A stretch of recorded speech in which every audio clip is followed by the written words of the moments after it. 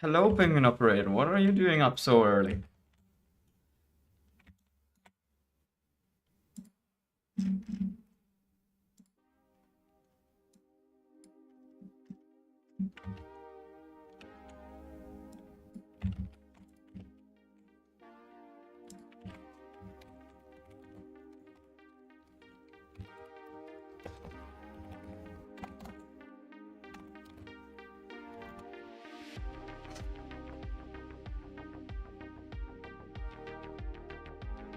Let's see.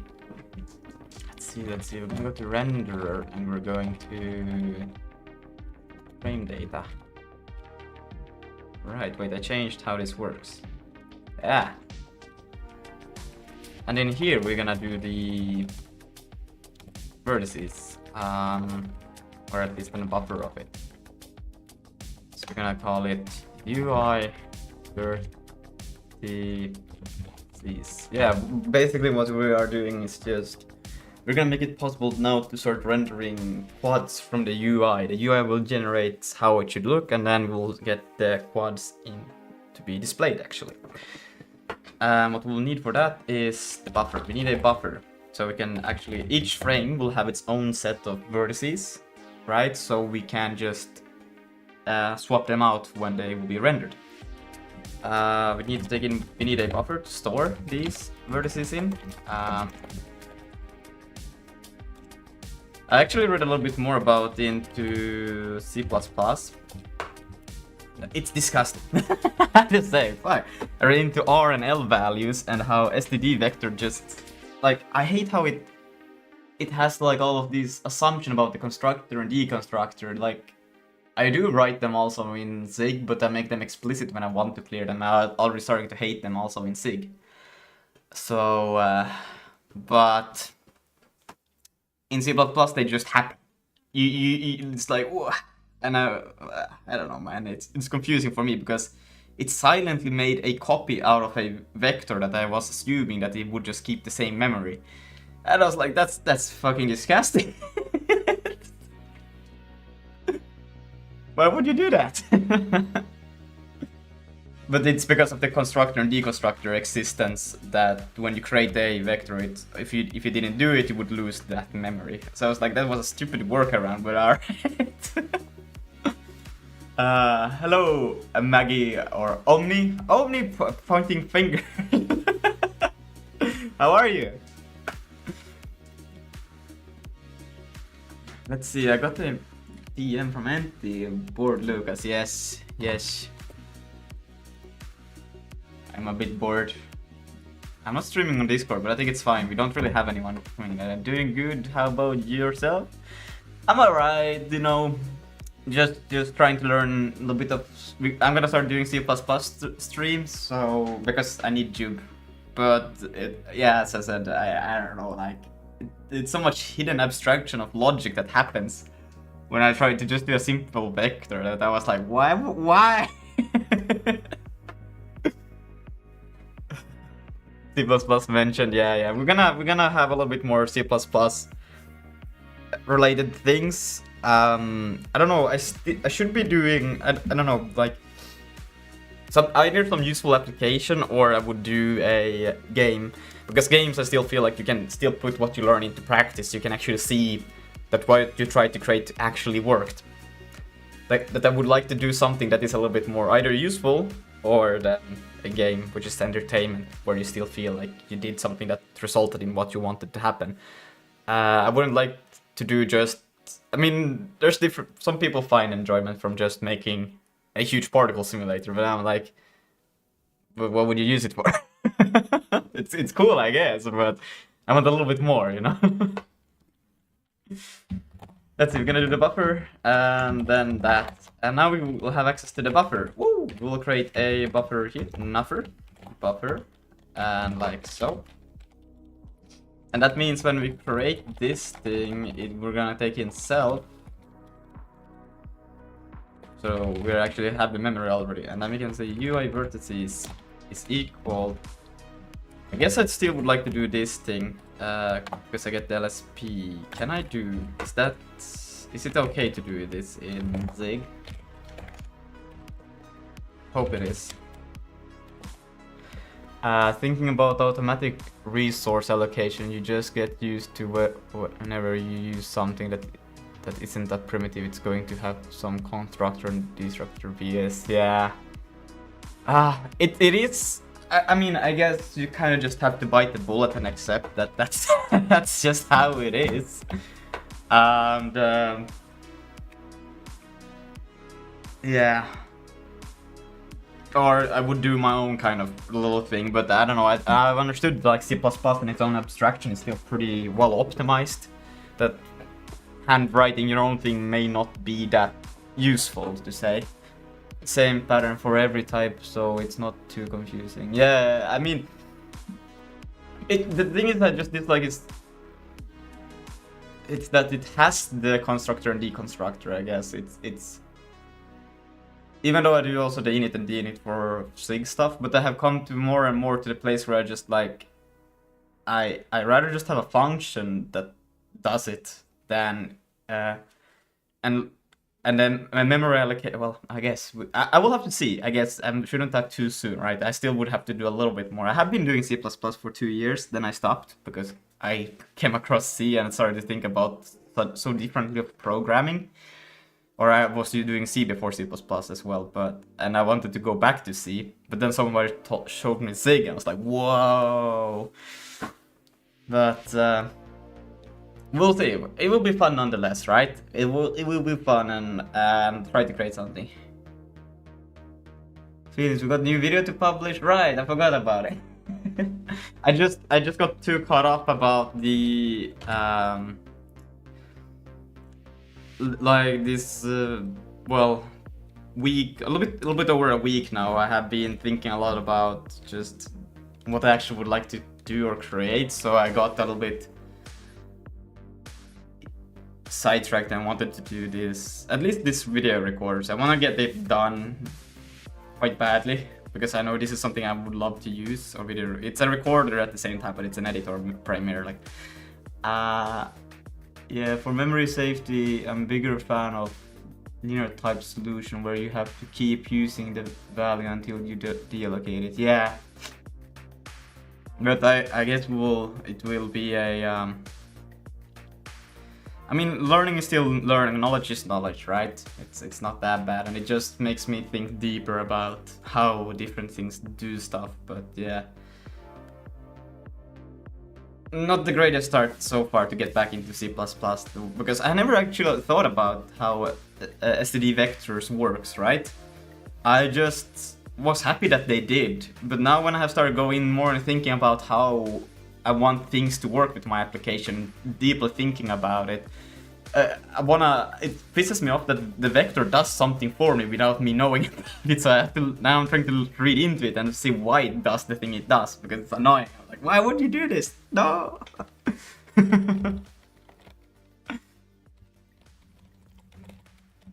What we're gonna have to do is we're gonna also have to take in...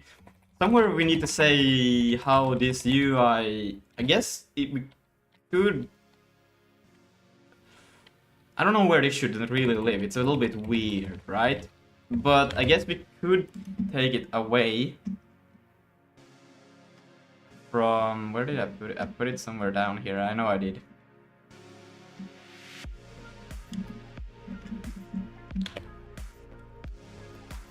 Here. And I'm gonna take it away from here. Type. Because the type just needs to exist from here to here, so I think it's slightly more logical for it to be here. Not perfect, but a little bit better, I would say.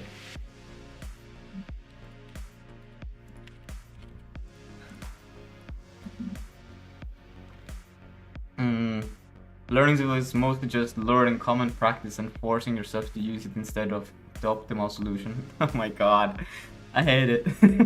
I hate that so much. Well, okay, we're gonna take the type here.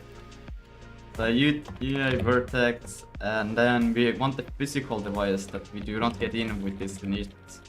Also, it makes sense then to store it, but yeah, each frame will have its own vertices buffer that needs to be uploaded on render times. So we could store it in the render itself alongside the frame, but I think it's just convenient to ask the frame for its vertices buffer for the UI. Does it make sense? Maybe it doesn't.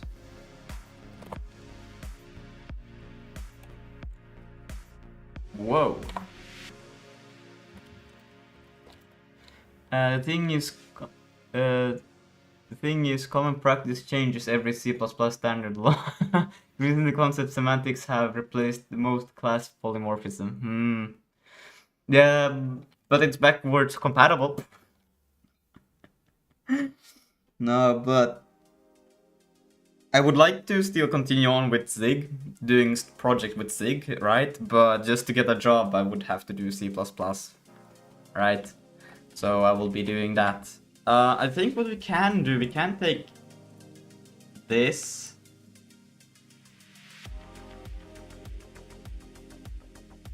But the frame data is kind of the resources for this frame, right? So I would still like to keep it here. I think it actually makes more sense to keep it here because it's the resources for this flight, this frame flight. So taking it out wouldn't make much sense because that's why I should call it data.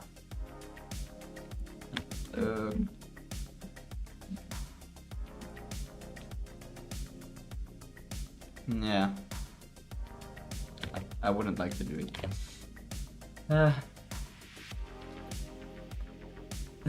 It's backwards, guys. It's backward compatible, except when it's not.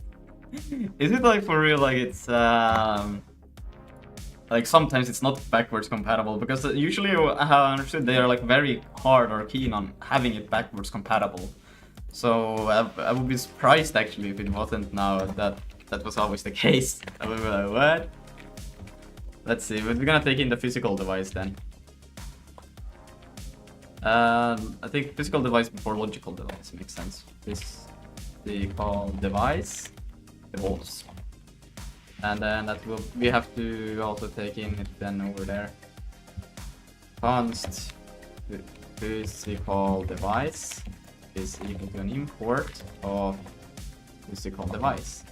And we need to run this first with you. And then in here we can now do physical device. Boom. And we can go there and we can say physical device. Wow. And then we'll take the device and then usage. The usage needs to be we need a transfer.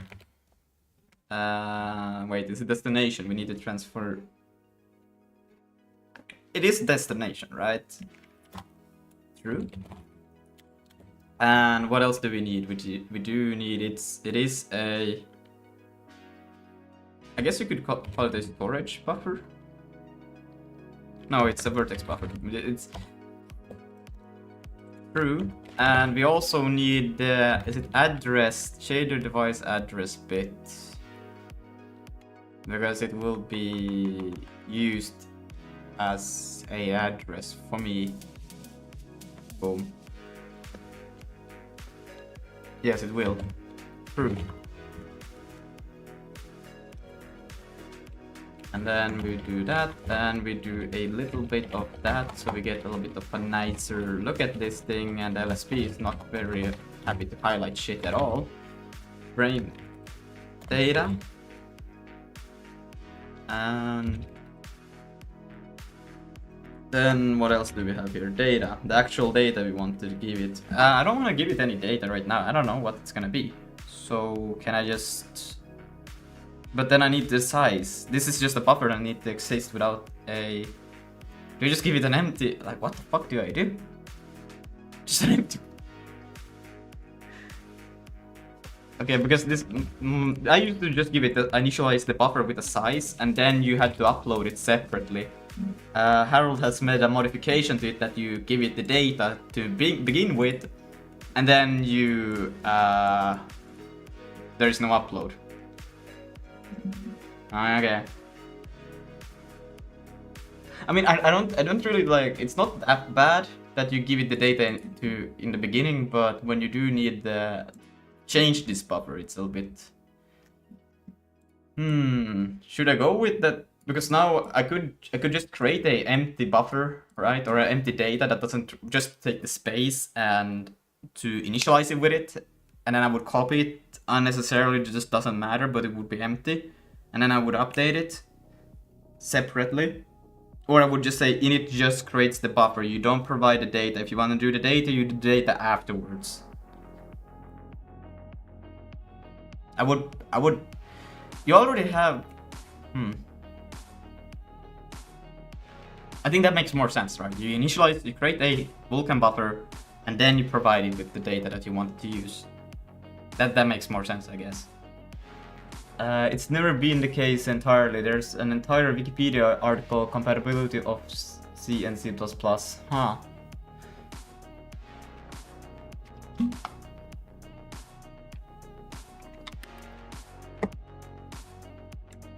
Let's see. I'm gonna quickly go and grab a little bit more of water. I should have done it before I started streaming, but I forgot, so be real quick.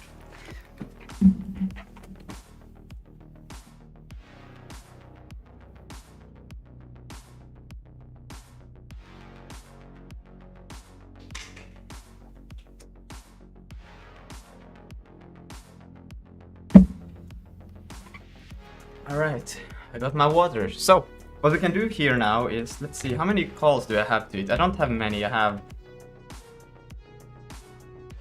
no, that's fine. So it's like, I'm working on the third one. So we could change it quite easily, just to say that, just initialize size and then you upload separately the data you want to upload. And then we could also store the type that the buffer gets. Can you store the... No, you cannot store. Then you would have to do the weird thing that Harold did. Like, I'm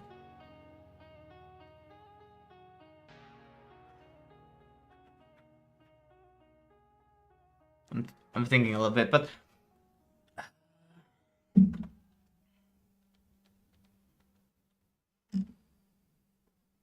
Hello, Dragon. How are you? Are you good? The fighter followed your channel.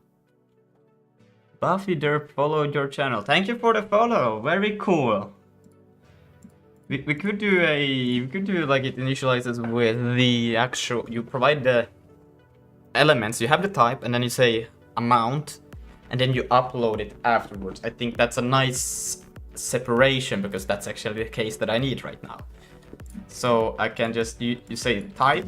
And then after you have said how many, or what the fuck? Why is my in visual mode? Okay, so you say what type of data you want to upload in to this buffer, and then you can say amount. I think amount is a good thing. Use size. So just how many you want of these ones, or the size of how many of these elements you want this buffer to possibly contain. But you will not give it the data. The data will happen as a separate upload, right? So we have the deinitialization, and then we have the get the address, and then we can do a public function. Why can I not say public, guys? Function.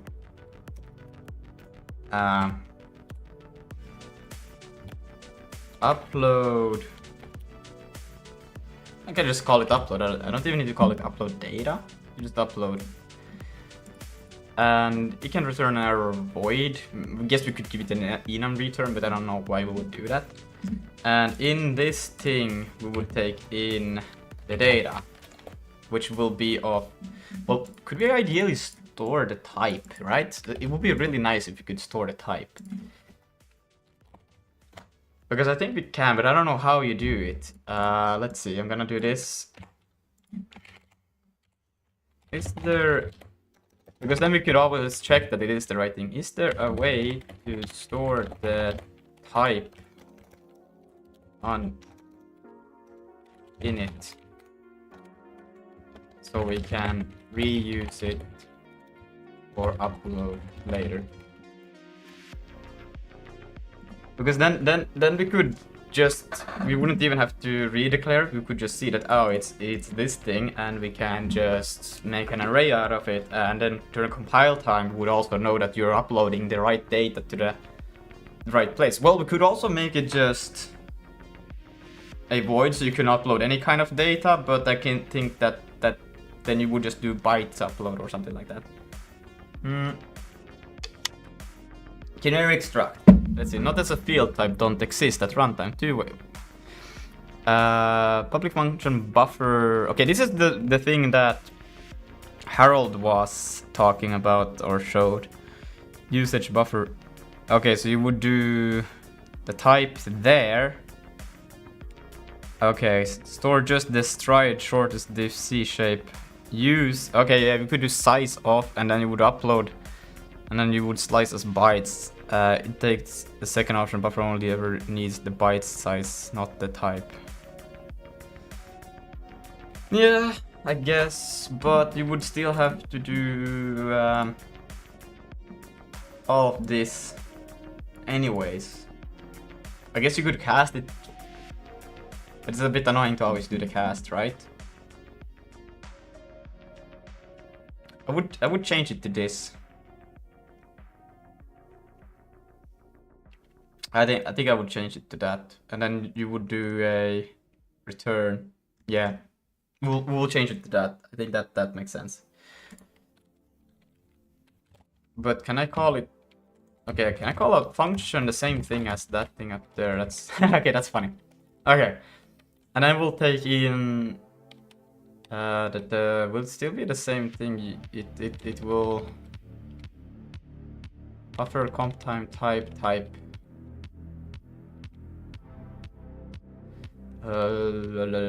init.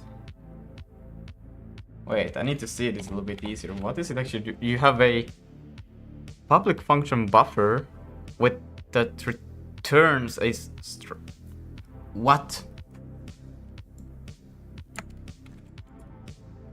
Would like this? Yes. But it seems confusing. Can you take it down how it works?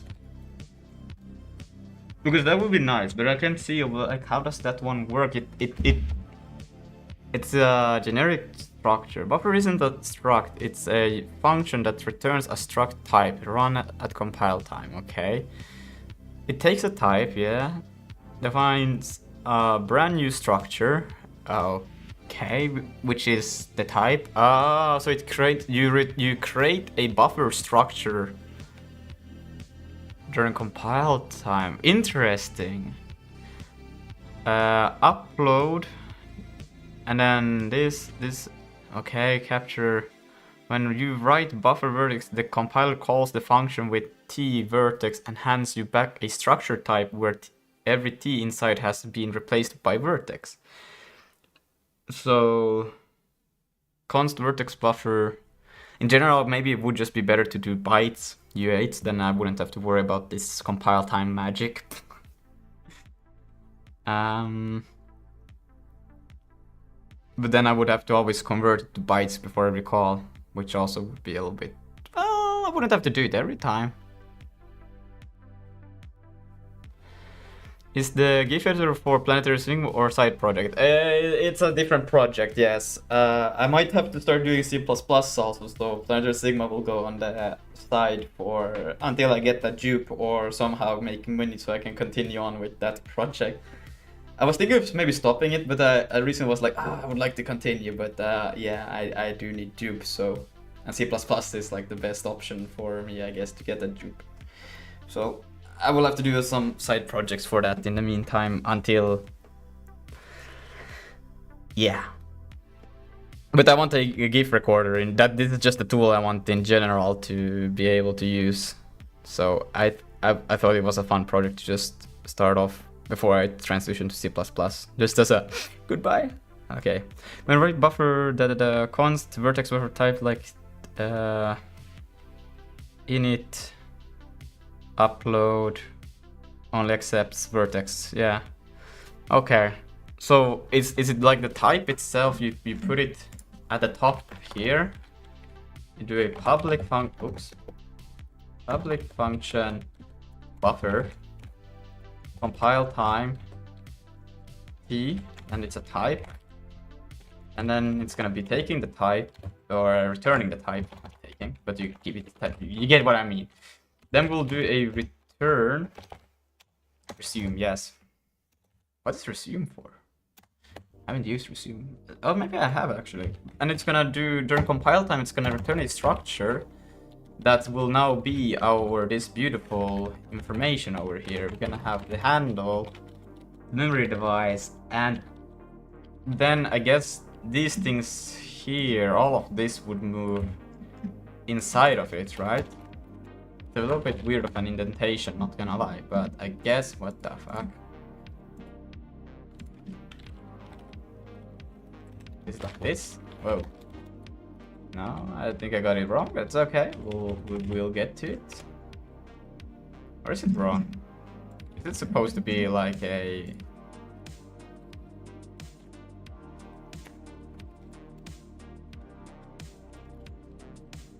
I don't know. Something ain't right though, but we will see. And then... Brand new structure, but... Okay. Okay. No, they should... Oh wait, are they inside of the return of the structure? Wait, what the fuck? Okay, wait, so this goes like inside of it like this?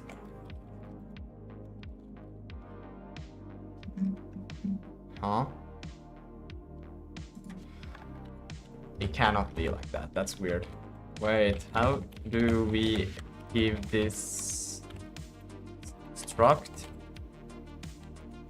Is it also a name? So a namespace. The functions.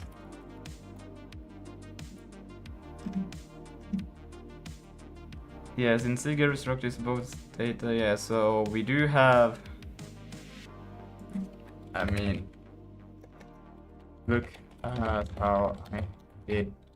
Where do we put the functions? Because I'm a bit confused about the indentation. Like, how does it know? Where is it with this specific?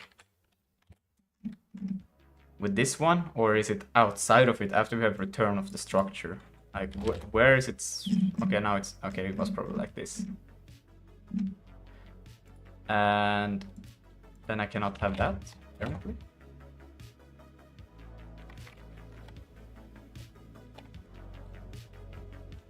Okay, maybe I got it now. Let's see. So, struct self is this. Can I not call it?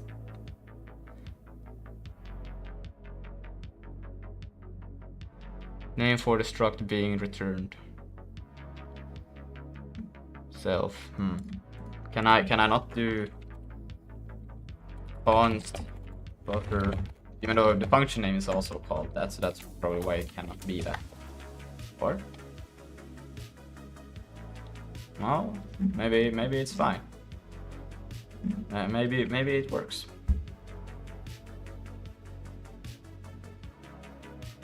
And then yeah, so now these things should be, we wouldn't need type twice, we can do it once. And this one is not fine because who knows. I think I will fix the other problems first, and then well, maybe we can do this. This is just self. I don't like that. This is weird. And then we'll get in here the amount, so we don't need to. We can just say amount. How many you want of those? Then we multiply it by the size. Then usage. All of this is the same. It's fine. And we will return that. Yep, that's fine. And the LSP got cooked, so I'm trying to do an exit here, but it doesn't seem to be willing to do it. Good. Buffer. And then now that we got this, we would like to... We still need to do this memory thing, but we don't need to handle... Yeah, this is fine. Wait, we can do an offset. Maybe we could do all of them in one and the same array. Then we wouldn't have to have set. Well, it's too much. That's weird. But we could. And then we do have this mapped here, but I guess we could also just do this once. but we're just gonna do this. And then what we can do in here is we'll uncomment this, put it like this, boom. So now what we can do is that we'll get the array const of t. This is the actual data we'll be using. We do need the device. We do need self as well. Otherwise, this will not go well. Self.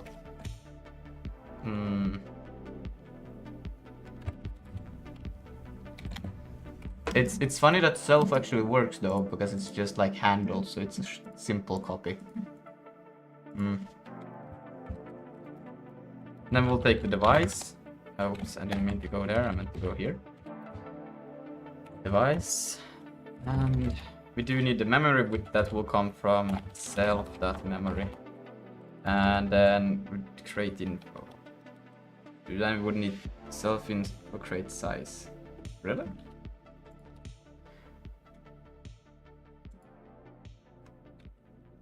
Size.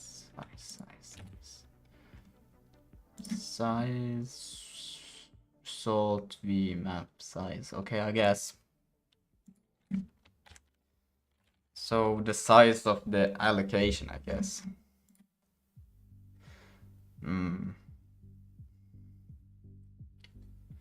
Well, I guess that we could store the create info as a whole. We would have access to the usage and sharing mode exclusive.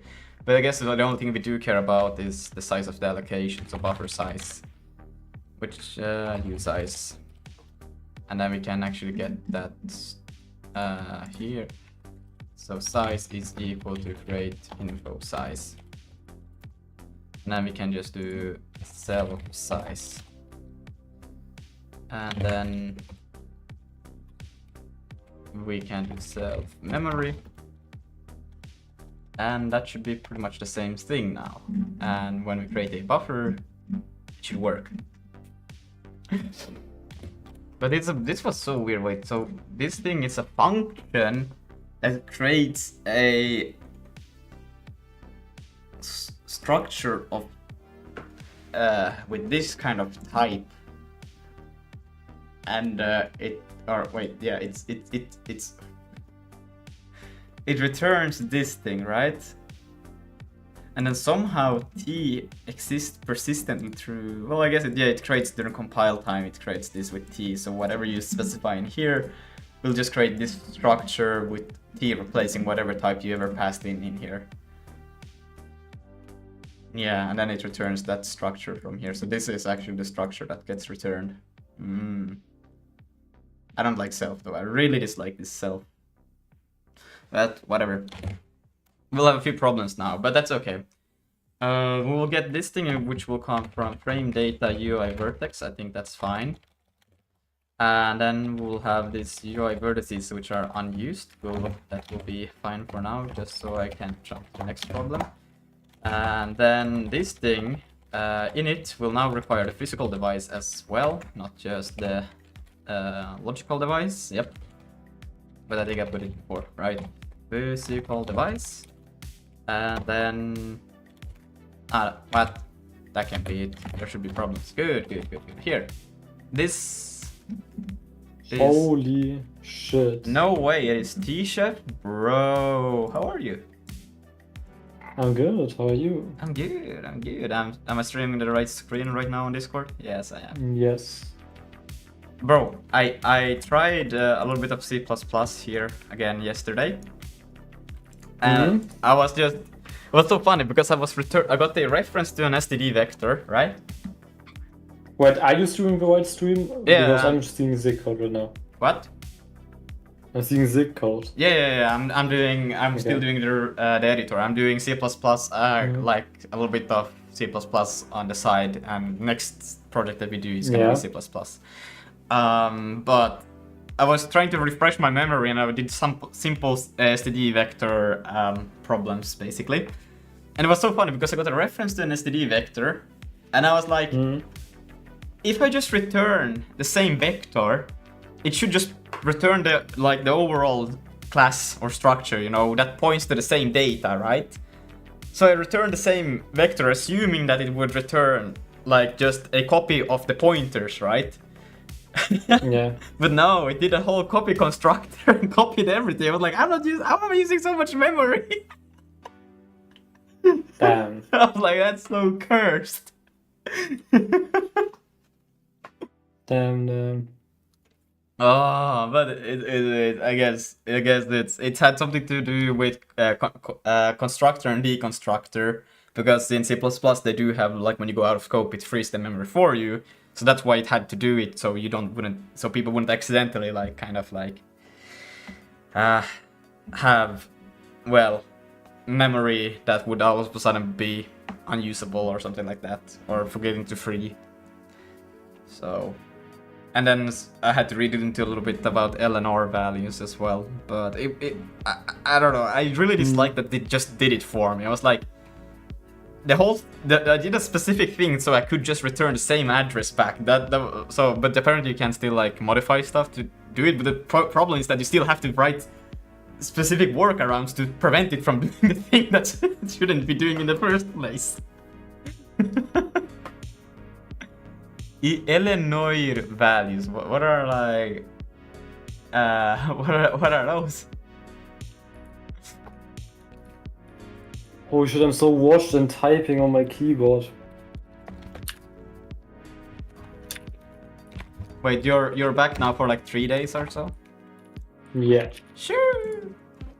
Yeah, you're leaving about when the game jam starts. Yeah. That's fair. Okay, but let's see. Let's see. Root source file structure render buffer has no memory field in it, right? Because what we need to do is it just like, wait, how does this work now? Because we want to create a, wait, let me see, buffer. What are you doing right now? Oh god, it's called buffer. Why would it be called buffer? I'm trying to make it so that Harold had changed how the buffer works, that it took, when you initialize the buffer, it took the data at the same time with it and uploaded it to the mapped memory. But I need it so that I can create the buffer and then upload it, because I want to reuse that same buffer for different memory as I do stuff, right? Yeah. So what I did now is to make the init that it only creates the buffer, and then you upload the data that you want to upload to the buffer. So I can reuse the same buffer, right?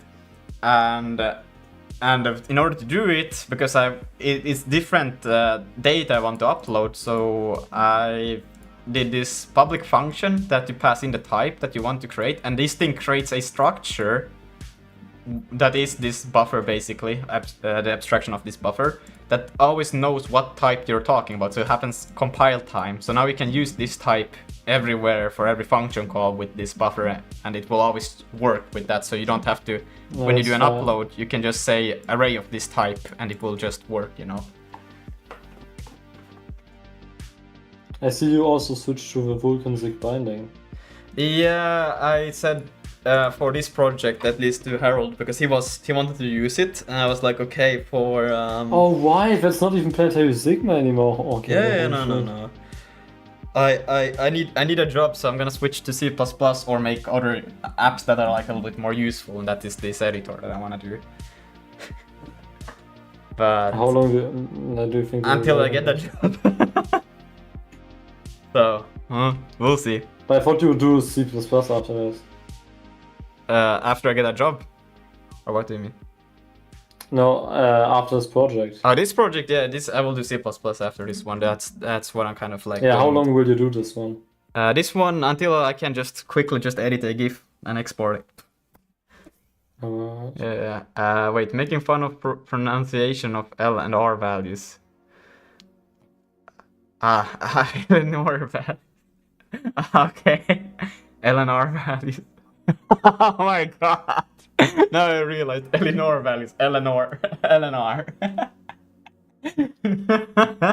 So I came back and I just have no idea what I like. I don't know. I have some. I know I ended with cube maps, but I forgot. Yeah. Okay, wait, but I need to know, is this the real way of doing this now? This looks horrendous. I need to ask. This the way a buffer will be created now. Looks horrible. There's no way that this will now have to be the standard for it, because that... I guess you could import buffer. You never write buffer, but you import the function itself. Yeah, but that's... is there a smarter way?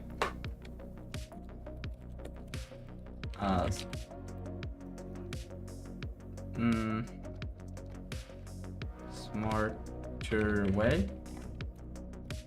So when doing import buffer, it's a direct. Claude, is this ass? Basically.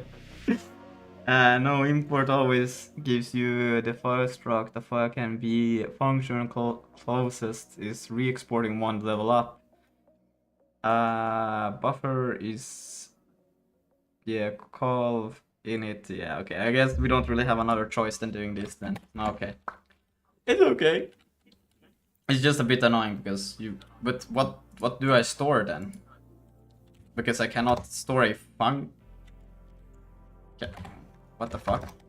How does... Lucas, but will you write your own GIF parser? My own what? And oh no, I'm GIF using... parser. No, I won't. Wait. So I store it like the function? This is so weird. Almost. Okay, so now I provide what I want it to be. Okay, good. This makes sense. And then I just provide the UI vertex in there. Okay, I guess that's pretty clean. Did somebody say store a function? Function pointers mentioned? No. Well, I guess this is actually giving us a function from the buffer that is called buffer that then compile time creates this structure. Oh my god.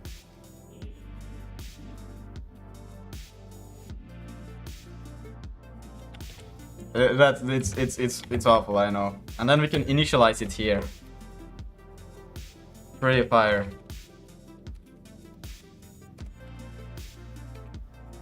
I really dislike storing function pointers. The only place where I do store function pointers is for dynamic libraries and hot reloading, right? But besides that, I really don't wanna. I don't wanna. Let's see, UI vertices. Let me take a look in here real quick because I think I did a. Where do I do the UI? Here. Now this thing is wrong as well. That's great because we need to change it. We'll fix it. We do have this thing, which I just say max UI quads, max UI indices. I guess we can take these away from here. And we'll store them with the frame data. Will that be fine? I think it will be fine.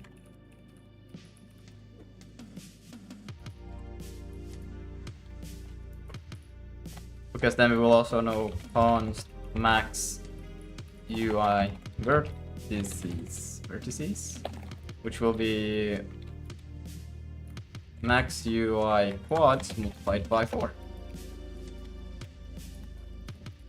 And then what we can do here is now we'll know the max amount that we want. Max UI vertices, boom.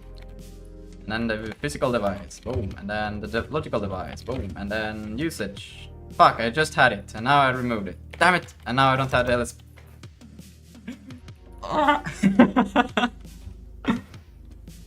Okay, wait. We'll do this. I'll just undo until I get those flags back, because I don't want to type them without the LSP. There we go. So, So instead of doing, we can now do immediately try init, and then we'll pass in here the max UI vertices, the physical device, the flags, and should be pretty damn happy about that. So yeah, it doesn't tell me any errors, but I know there are errors. So now with this thing, you can actually go up to the top and then to the buffer. J, there, this thing. This one has to become buff fuck. This has to become buff fuck. You have to do buffer. We are not gonna give it anything like that, we're just gonna say this.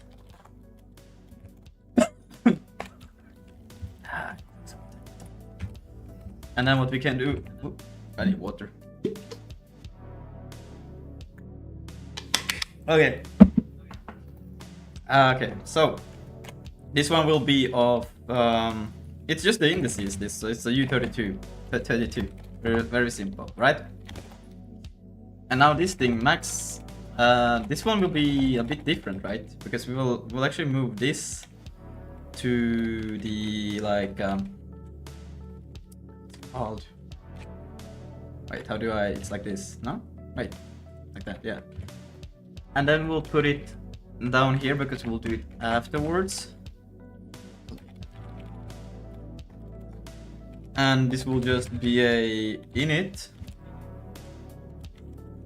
And then instead of type, we will pass in max frame data. Are they not public?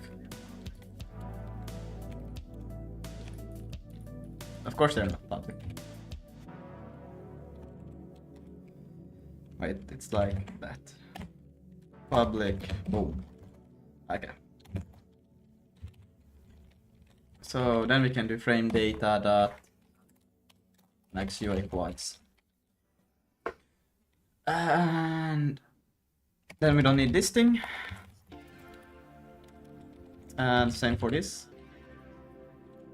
Frame data. So, oh, there's multiple. Ah, wait.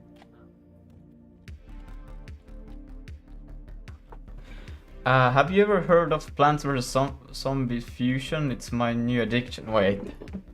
I'm always a bit afraid of looking up games because, you know, if you find a game that is really good, all of a sudden you're spending 16 hours a day just playing that game. No, I have not heard about this. I really love Plant vs Zombies. When I was a kid, I used to play, I think PlayStation had like a co-op where you could play together with your friend locally against each other. One was the zombie, one was the plants, and it was, I don't know, I love playing that version of the game. But what is this fusion? Like, what's different about it? It's a popular free fan-made tower defense game developed by Lanpio Blue using the Unity engine. It expands the original Plant vs Zombies by introducing a core fusion mechanic that allows players to combine compatible plants into hybrid defenders with unique enhanced abilities. Huh. That's pretty interesting. Is it all like also... But did they get like the rights for doing it? Because it sounds a little bit... Did the fan get the rights? Okay, because isn't it like copyrighted? Oh, you played it too, Dan. No, the developer did not offer or licensing Electronic Warcraft to create the game. Legal, unofficial fan project. The game is explicitly fan-made modification created entirely using Unity engine. It is not affiliated with, endorsed by. Due to the lack of official rights, the game cannot be published on official storefronts like Google Play App or Steam. Okay, so you don't get it through Steam. Ah, okay. Released to other fan projects, compatible create full sequels such as fan-made. Oh, damn. They are allowed Fusion to persist likely because it operates as a free mod without mod. Oh, okay. However, the project remains in Luca Gray. Okay. Interesting. Pretty fire.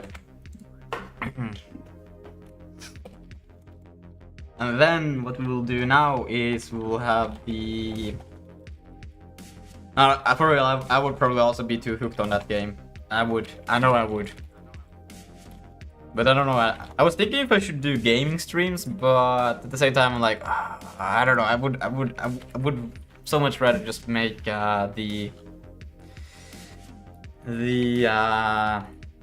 what's it called? Just develop stuff, you know? I don't know. Playing games is not directly something that it's always just playing games can be fun, but there's so many times where I'm just like I would have just. I think I just played too much games, right? That's why I kind of don't want to play games anymore. Because I got to a point where I was just looking at the loading screen and I was like, what the fuck am I doing? And I'm just like, I don't know what else to do, so I just kept on playing, you know? To be honest, I mostly wouldn't watch gaming streams. Yeah. Okay, but we got the buffer now. And we can now, what we can do is we can now upload. Lucas, I'm cooked. I'm feeling the urge to start a new project. What? I'm feeling the urge to start a new project. I think starting a new project is always fire, man, isn't it? Yeah, but I spent so much time making this one great. Well, the question is like, to what point was the project made to exist? Fluid simulation. Yeah, have you achieved fluid simulation? Partly. Well, what's missing? Rendering. Well, aren't you I want a rendering it timeline already? playback. No, realistic rendering. Realistically, I mean, for me, I think already Planetary Sigma, as far as I got pretty far to at least making the game is basically there. Now it's just balancing left and adding like using the tools that already exist, adding more. But it's not creating more stuff. It's just it's not creating new stuff. It's using what exists to now balance and make more what already exists. There's nothing new. Oh yeah, that's not the case for me. Yeah, and I think that's why I also kind of like feel like that and also I need a job. But it's that I really don't really feel like doing that because I didn't think that was what I would want to do when I started this project. I was like, right, I still need to do that now. I was like, that's not really what I would like to do. I may get back to it if I feel the urge to actually make that game balanced, but the thing is that I realized it's gonna take so much time, and I realized that the time that I would put into making it balanced was not the output that I wanted to get from it. So maybe if I one day feel like now when I do some balancing for a game, yeah, sure, or somebody else would like to do it, I could, but it's not the point now. The point was to learn about how to do such a thing, and I think I got it pretty far to technology-wise, basically. And now I'm thinking like if I wanted to make a game, I wouldn't go that far to a game that is about too much balancing. Yeah, but I think you're right now at the case where it's like getting super interesting, where you can like cook some data stuff and stuff. The thing is that I can, but at the same time it's like the core is there. I just don't. It's not exciting in a way to make it anymore. I'm like it's. I just make it basically. I was like, I got it already. But what do you mean? Like it's not. It's the thing that is to get basically the input and effort I would have to put in right now to get a modification or change that I would like to see, because it's more about feel of balancing right now, right? It's not just make this feature. It's about making it, tweaking it so much, and then there's so many things that needs to be balanced that if you tweak one thing, another thing needs to be modified, and if you tweak that, like it's not about the code, it's about the feel, basically, that if you increase the damage of one component, now do you need to consider that the health of all of the other enemies, basically. And then depending on how that component increases in damage, is linear or is it exponential, you know? Yeah, you could do that, but you could also do like, just say you do balancing something else. Like you can do, I don't know, some crazy effects, bloom, post-processing, tone mapping. Yeah, but you know? the thing is that if... Okay, yeah, I know I could do that, but I think the thing, if I wanted to do that, I would like to do it on something that I would feel would be a useful project, basically, something that would directly be usable. The thing is that is not usable until the balancing has happened, basically. There's no point in adding that before the game itself is fun to play. I see. So I could do it, but then I would like to put it into something where it would have a direct improvement, because the bloom makes it's kind of sound to me like it's a cool feature, but what you're doing is you're putting bloom on shit. I don't like it. Shit to look shit. You know, well, maybe what would be cool, what I could do is making a game like maybe 2D, because it's just way easier. I think I don't know, because I don't mind if it's 3D, but what I do mind is the time you have to put into balancing. That's the thing I wouldn't like to do. So it can still be 3D. So 3D makes stuff way more complex, but then when I'm thinking, for me, you know, making a 2D game and then doing like water physics, like real water physics, right? Like how I did for the simulation. But in 2D, like it's not as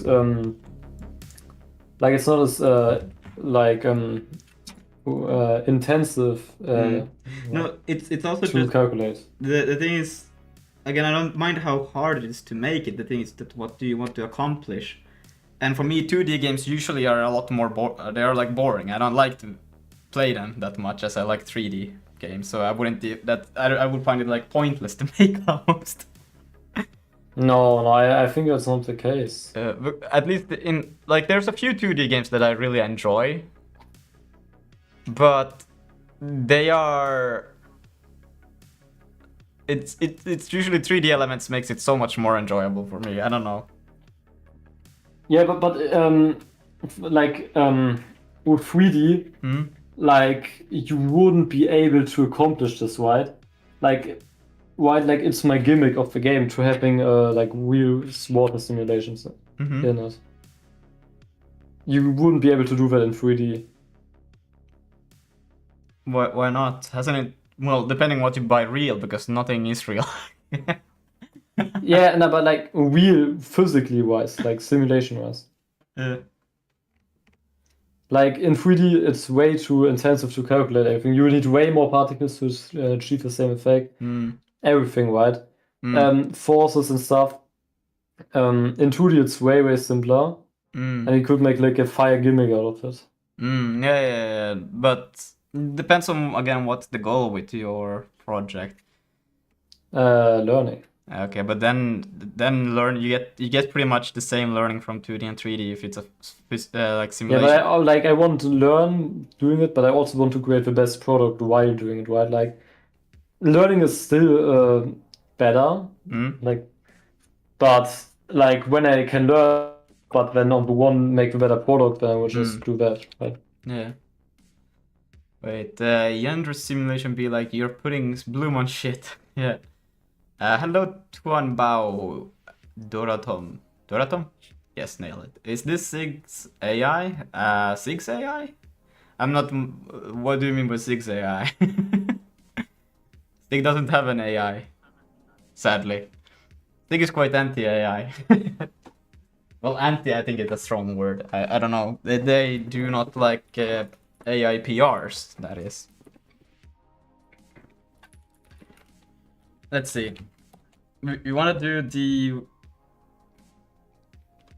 we want to pass in the data and then we do the device. So we got the index data. And then we're gonna do the device. And that should be pretty much it. I think...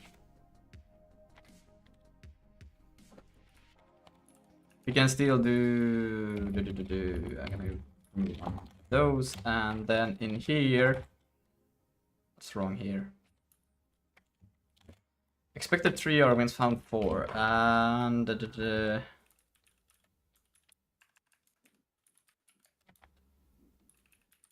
what? It should still take in... 3 arguments, found 4.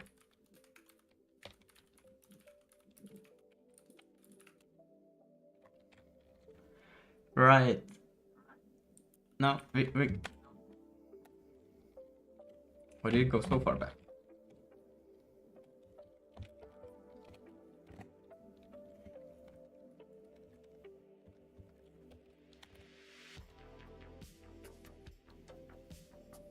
But it needs all of those, doesn't it? Physical device... why is it going to this? Oh, it assumes that it's that... okay, I see.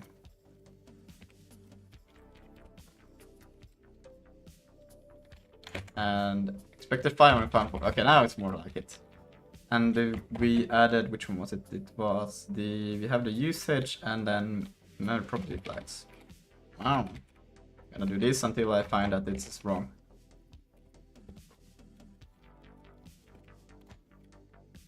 And then we have upload staging buffer. So now we can change this because we do need to.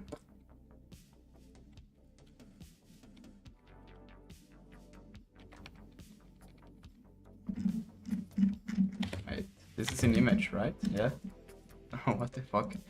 We're gonna change this to become buffer, and we're gonna remove this and that, and then what we're gonna do is go back down here. So now we got the buffer, it's staging buffer. We do need to change though the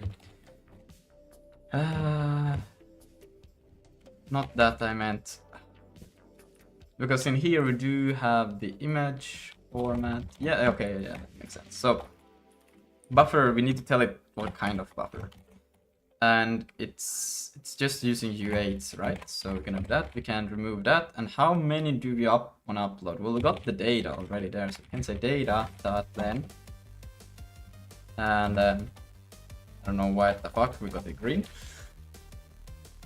And let's see, just gonna switch it to this. And then this one is complaining because we are providing it data here already. We are not gonna do that yet. We are gonna do that, and then we're gonna do on staging. We're gonna do upload, and then we can provide the actual data and the device.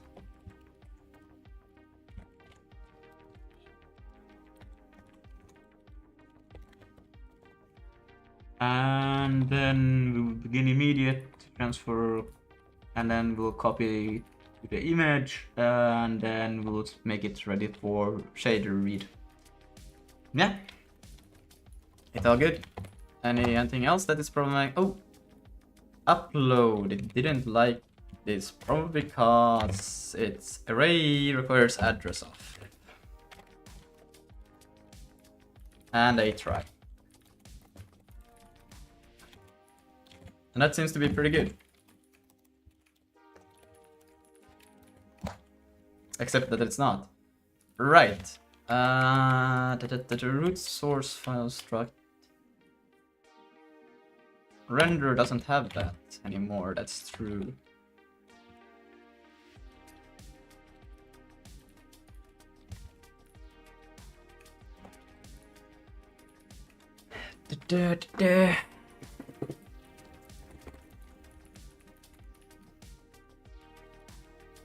It now comes from the frame.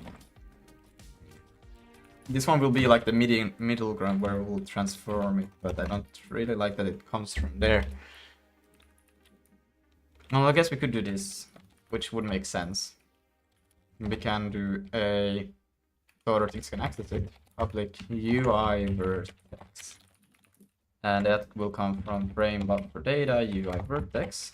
And this one will be a public. Wow.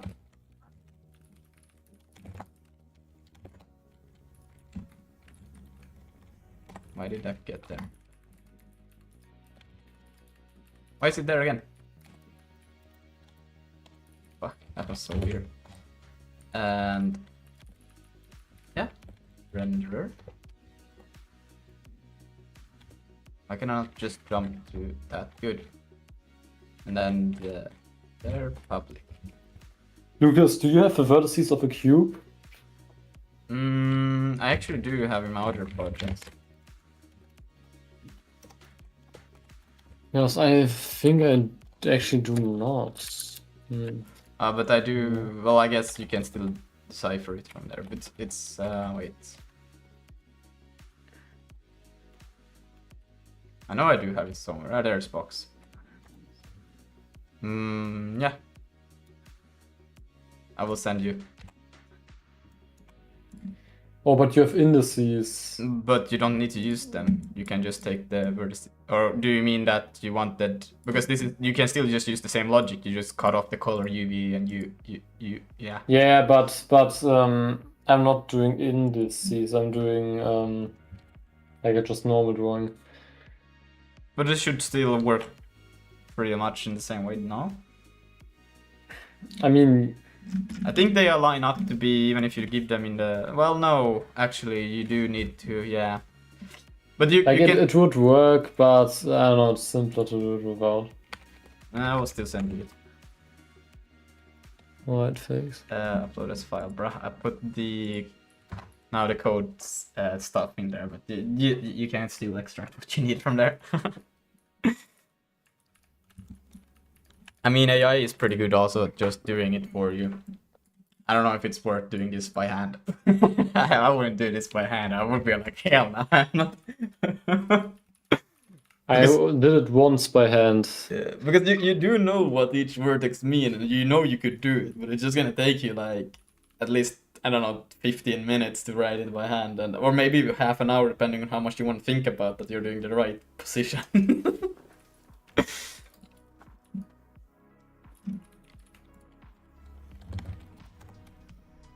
Alright, so now we got that. And that should build, and run should do nothing. Oopsie daisy, it did something. Let's see. Find buffer memory. Buffer was created with buffer usage shader device address bit. Yep, but memory was not allocated with shader allocate device address bit. Okay, so I need to allocate it with that. Okay. And that's here, so we'll create the buffer. And is it the properties that we need to give it the... Is it the same? Ain't no way that this is the thing. No, it's not. Damn, where's the damn LSP when you need it, huh? I mean, I guess I could do... Could I do... Just to get the LSP working real quick, I could probably do buffer. UI vertex. And then I probably will get the LSP in here, yeah. And we can do a shader host cache. No, device, no, it's not here. Wait. Buffer, memory allocation, memory, the Vulkan spec states the physical device buffer address feature is enabled. It's probably not this one either. It's the in here. And yeah, there. Same thing, I would like some damn LSP around here. Buffer 32. True.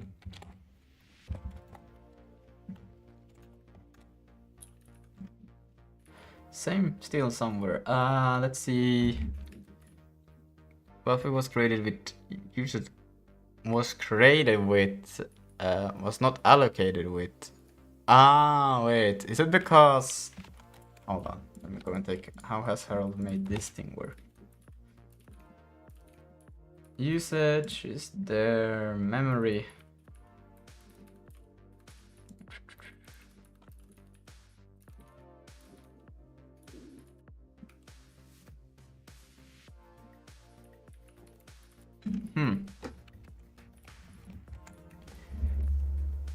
Was created with usage address device address bit. The memory was not allocated with allocate device address. It should be allocate device address then, shouldn't it?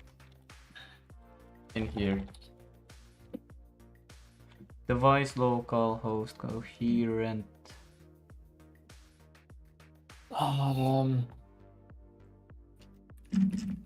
No. Because it's so hard to know if I'm doing a good structure or not. It sucks. I need help with this one. I don't know. Is this the... Isn't this no black or device address? I cannot find it in this. What did you say? It's so hard to know if I'm doing a great architecture or not. No, but I think if you can use it, it is like frequent. The less friction you need to do something, I guess it's kind of like a good indicator for you if it's right or not. If you add something, how much does it break or something like that? Yeah. And also like if you just remove some logic from happening, is the only thing that broke is the logic that you remove, or is there a whole cascade of something else that says that this is now null? Then you probably have done something else that this shouldn't have happened or something like that. Well, depends a little bit, but it's I think the more you write, the more easily you see kind of stuff how they should be, right? Hmm. You're chaining to wait, what? There is, but it lives on a separate structure you chain into. P next, not on memory allocate info itself. Flags info. And then memory allocation. Needed whenever the buffer usage has shader address bit. Okay, well then we can do that. So there is this thing, which should have a P next. So we can do a const flags info, which is vk memory allocate flags info. That's actually, yeah, no, it's not. Okay, great. And then the flags here will be device address bit true, and device masked on device 0. Why device mask 0?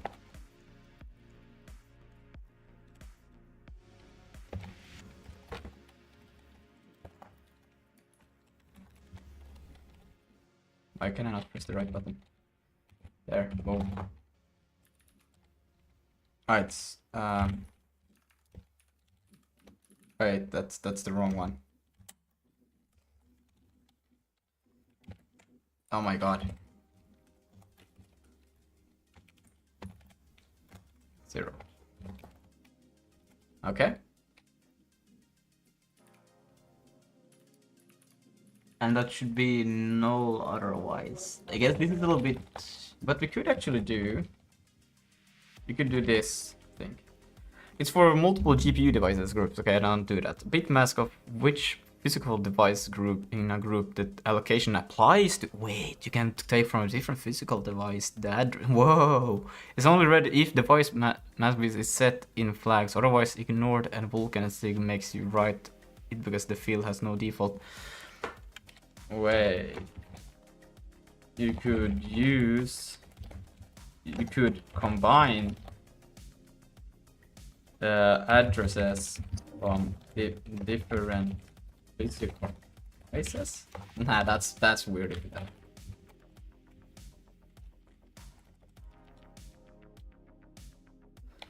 Not combine, replicate. Okay, a device group makes several identical GPUs. Okay, so wait, it's not the physical device then, or from of which physical device in a group? I don't know if it's from the same physical device then.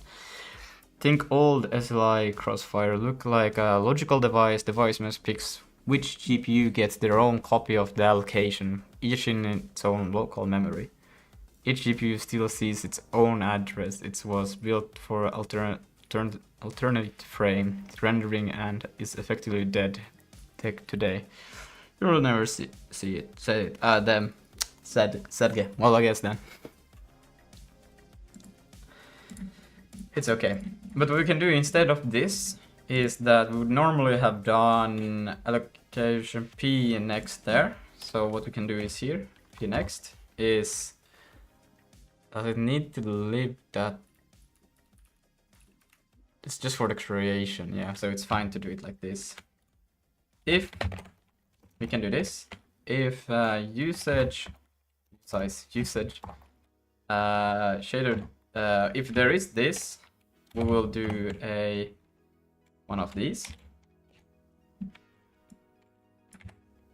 Put it there, boom. And then else we'll do null. I fucked something up. And that was the same thing. And now every time there's this shader device address bit, we'll just provide this thing, else it will be null. Same thing, but just checking that. So it's fine. And it's not fine because it could be that this did not live as long as it needed to. Let's see, we're gonna try doing this. Wait, let me just... I'm gonna do this just to make sure that is correct. So we'll do this, take it back, like so. And then what I will do is paste this here so we can get it back, because then I know this is not a problem. And then we can just say dot next if it's the same thing, usage that. We'll say address of flags. It should be the same thing though, else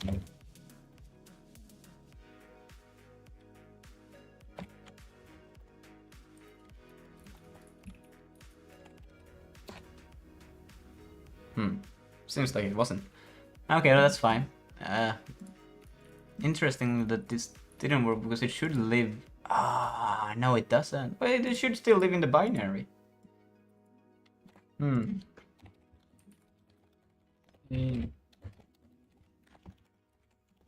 Doesn't the address of live in the binary, or is it only local scope for the struct?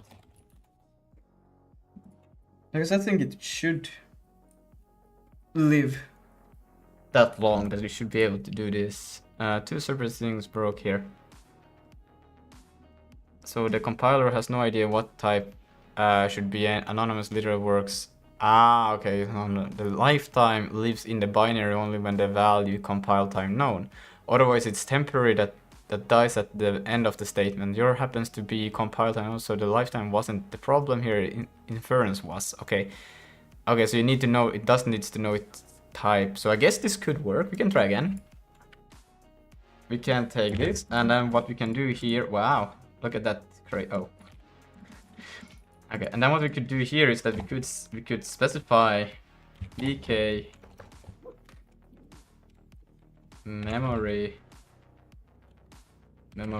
allocate flags info, and we have to move this thing, so we put it like that. Oh wait, it still needs that thing, and then we go there and we put this over here, and that should be the same thing. No, but isn't lowercase vk like that, and that should work then. Yeah, so that's the same. Don't know which, I guess it's a little bit hard to read this one, but it still just asks if this bit failed, then we give an address to this structure which exists in the binary, else we'll give null. Or we could do this thing, but then we would always create it, which would be kind of weird and unnecessary to do.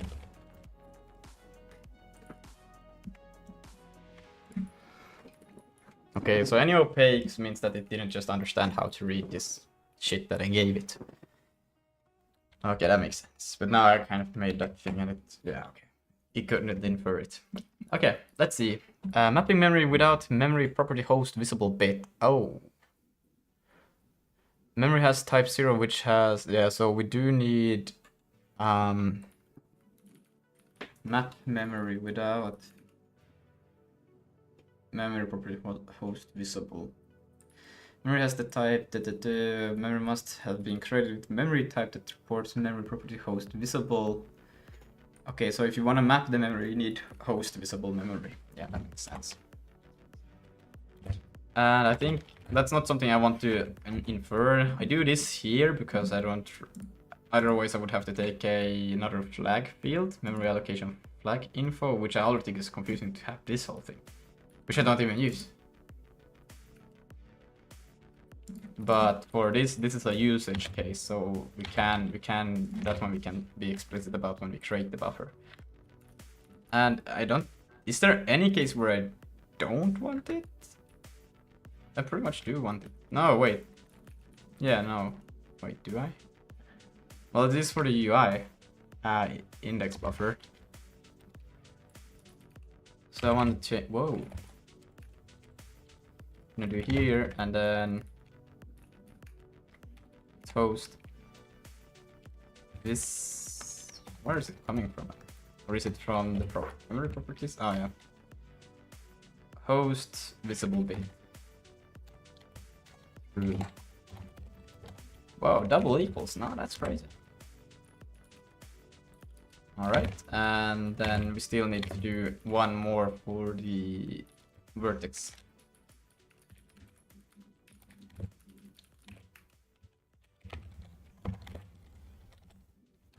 So host visible be another double equal, true. And then we should get rid of, and that's a the copy destination. Index data, it failed on that one, interesting. Memcopy didn't like it. Well, then I would just upload raw bytes. I guess I would have to do that. I would assume that's probably it.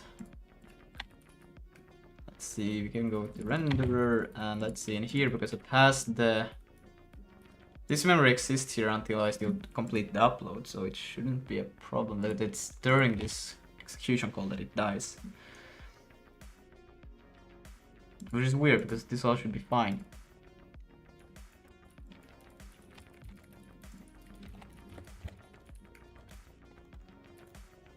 Or do I have to like translate it to just U8s? So just normal bytes and then perform it? Or why would this happen? Why would this happen? Memcopy. The buffer is 6x too small. You created it with max UI quads element. Oh.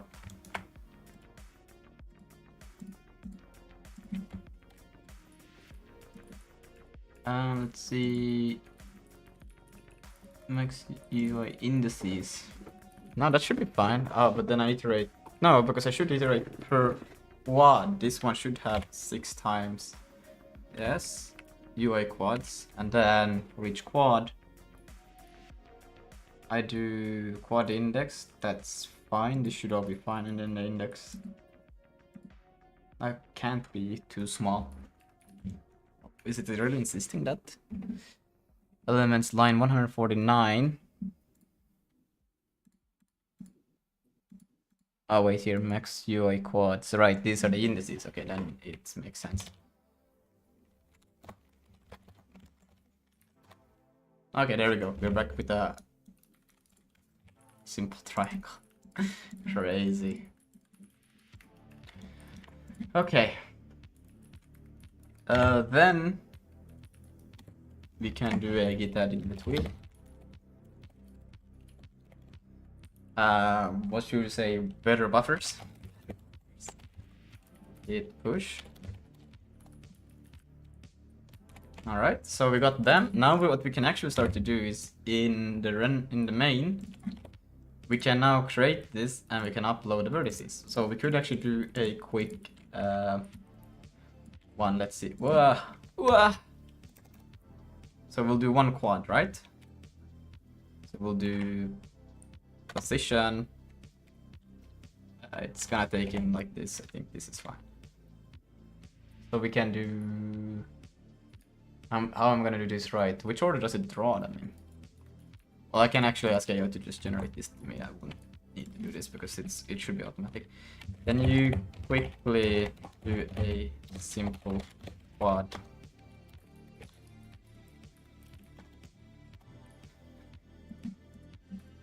And then we can just use that. You should probably put it... I don't know, we can have it cover the full screen, I guess. But in the shaders I still do a... there. Okay, it did it actually, so it covers half. Good. Boom. And I'm gonna reopen this LSP code. And let's see. So we got the... Why is it putting dot equals 0 here? Oh, it's the padding, right? I do need to provide that. Well, we could do padding 0, just ignore it. So then we don't need to assign it, and it's easier also in the future. Alright, and then just the color. Yes, that's fine. minus, sure. And then it will be provided here into the draw call. And the draw will receive those. And now what we'll have to do here, we'll get rid of this one. And what we'll do is device proxy index buffer. Yeah. And we're gonna do the command buffer, frame data command buffer. And then we need the actual index buffer, which will be from self UI index buffer.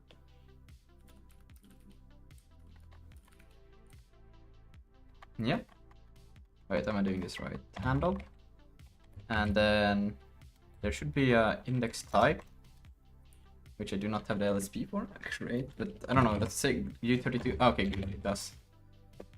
And then there's a offset of 0. And I should be able to still get the... How many I want? Oh wait, no, yeah, I do. Yeah, isn't that it?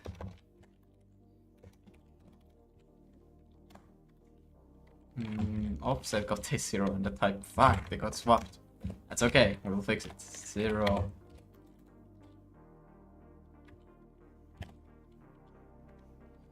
U in 32.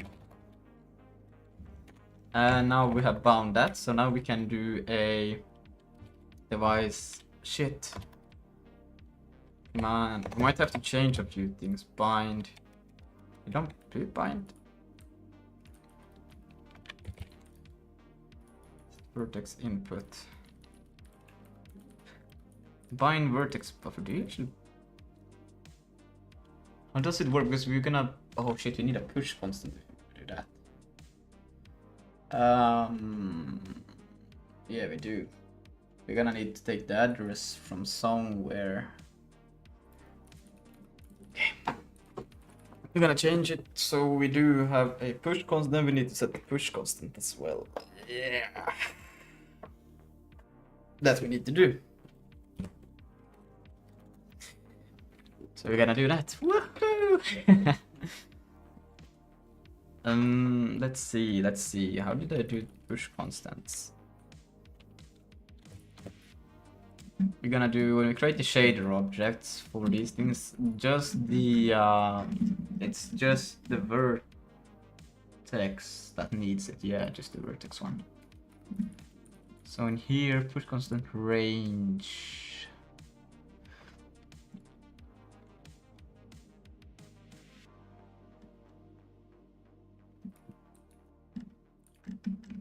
Yeah. Okay. Okay. So we're gonna change this to...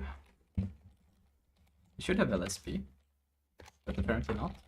Okay, we can do a const pce of vk push constant range. It's equal to dot size. Okay, what we actually do need is just a... We do need a handle to the vertex buffer. Where should we put this push constant? Well, we can put it in frame data as well. Public const. Well, we only have one push constant structure, and it will only have a vertex buffer.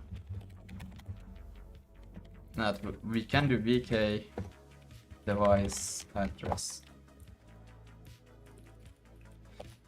I think this may be a little bit wrong actually, because struct extern. I don't know if I can do default values. Probably can. Doesn't contain extern. Yeah, that should be alright then. And then in here we can now do size at size of frame data constant. Boom. Offset 0 and stage flags vertex bit. I need to put it because of the. I think I might need to put it in both though. Maybe we'll see. PC. We'll go with that for now. And then we should have that. But I think, do I still have to put the damn extension address? We'll see, we'll see.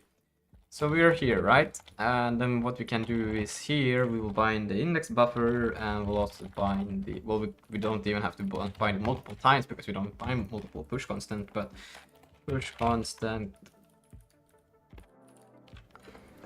Let's see. Push constants. I'm a bit unsure. I think it was like this. Let's proxy. What else do we have? Push constants. Push constant descriptor set with template. What the fuck? Yeah, no, it is this one. And then pipeline layout. Shit.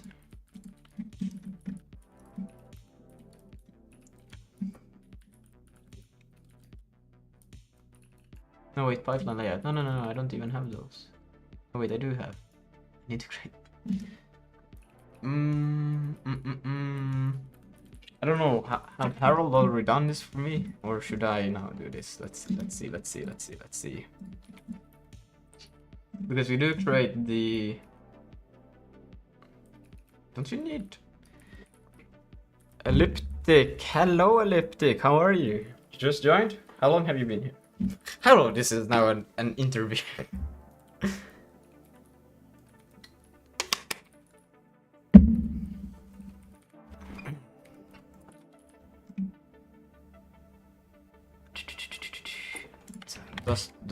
Is there any pipeline layouts like layouts? There are none. Shit. I think I will copy that from mine. Pipeline layouts. We are gonna get rid of the kind. We're gonna do kind anymore. We'll take pipeline layouts from here, like that. Yeah, and then the scripture layouts, I might need that as well. Okay, let's add it. Pipeline layout. That's it. What? And it's pretty much the same thing. We're not gonna do. It's gonna be a little bit different because we are not using the C. Like, we don't need kind. Need kind, and then we'll just have a handle. Project. Just join. Yes. Is Harold done with the Wayland library, by the way? He has done like 3 different ones now, I think. And I'm using now one of his also again. So done. I don't know. It seems like there's always more to create with it, right? It seems like it never gets done. This is VK also.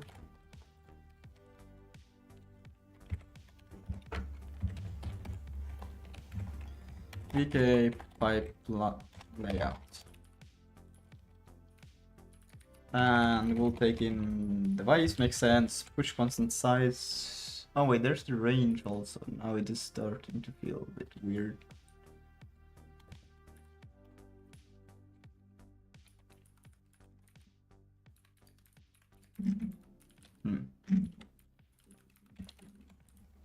And then stage flags.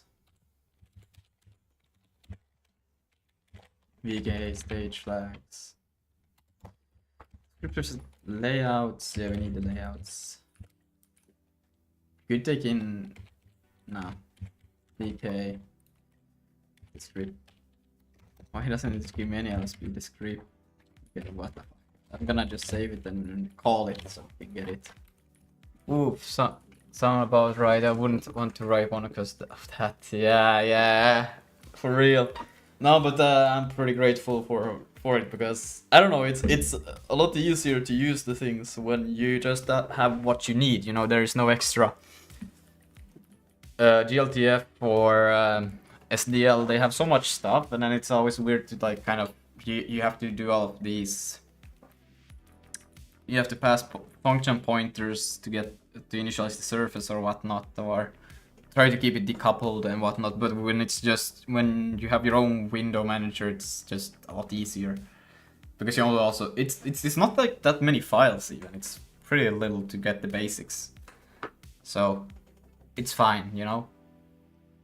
Did somebody say function pointers? Hey, shh. We don't talk about function pointers.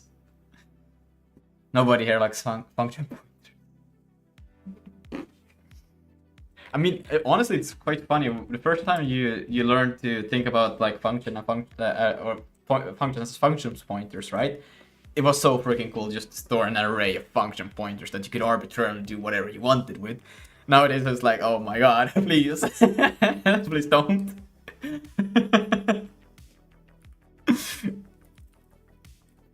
It looks and sounds pretty cool, but at some point it's just like, why? When normal function do, why make function pointer? Well, every function in a sense, well, some are inline. Some functions become inline, so I guess. But we're gonna create a pipeline layout, right? And for that, we'll need the. I'm just gonna put them in renderer because we just need like basic stuff. We're gonna do in here a. Not there, maybe. Let's go. It's a little bit more up. Swap chain shader. I think it comes before shader object. Const pipeline layout. So you can do add import renderer pipeline layout. That's it. Are you not talking about function pointers of hot reloading? Yeah, like no, in general, like I dislike function pointers because it makes things so much more confusing, and it does also for dynamic libraries. But it's also in that case, it's kind of like there's no other way around it, right? You kind of need it, and then it makes sense. But there's a lot of times where you don't need function pointers, where just a normal function call is the thing to do, and instead of doing function pointers, you can just do a switch on an enum or something like that, with with the compiler gets optimized to just take like it use bits to kind of flag which function to call, so it's also faster and better, and it's more readable and understandable what's going on. Higher order functions are the best though. Sorry, I'm making an assumption what you mean by higher order right now, so I think you need to explain what higher order functions means.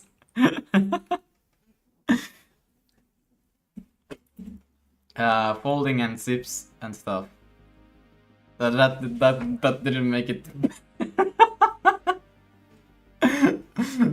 Oh my god, no, I don't get it. Folding? What do you mean folders? Or what do you mean folding? No, I didn't mean folders. That would be a weird typo. That wouldn't make sense.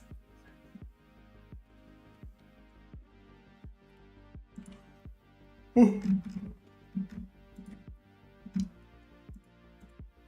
gonna create a pipeline layout? Or just, well, yeah, I'm gonna call it layout like this. Pipeline layout. And then we do need descriptor layout as well. So why not just take it at the same time? Let's see, descriptor. I'm already on it. Descriptor layout. Let's see. this descriptor layout sig. Why did it not take the damn thing? Huh?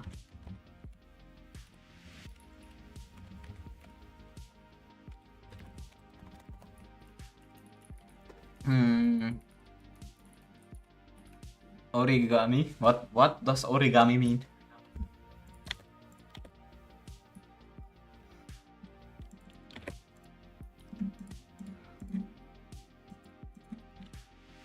And then this, I'm just gonna cut this layout. And we need to import it. Const this descriptor layout. That out? Let's. Oh my god. Lucas, I got something cool. No way. I got a skybox. You got survivals? Skybox. You got the skybox? Did you use the cooler approach? Yeah. You did use the cooler approach. You wanna show? Sure. It's pretty skyboxy right now. Wait, I'm inviting Harold apparently to join this. Fucking hell, this Discord, I hate it. Okay, I'm streaming your stream now. Not gonna lie, the skybox is a Yo. little bit too bright. But yeah. This looks a bit hot for those particles to exist in that winter. Bro, the window looks fine. Did you take the picture yourself or something? No. Oh, okay. I just like snow. Oh, okay.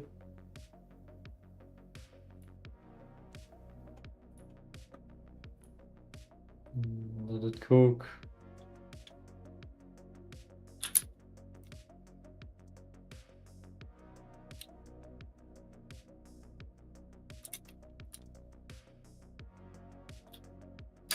And, I mean, it's looking pretty good. I don't know what you're on about.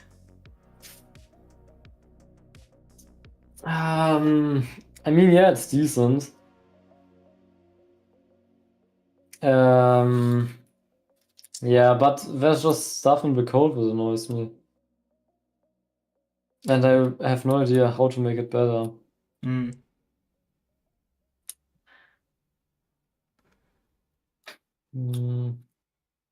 Is the water Oops. simulation running on the GPU? Yes. It's entirely GPU. Entirely GPU.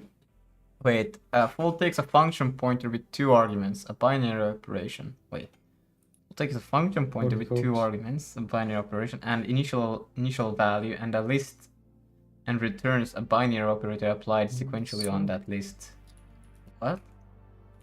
So for example, addition 0 and a list of numbers, say 1, 2, 3, returns the sum of the list plus initial 6.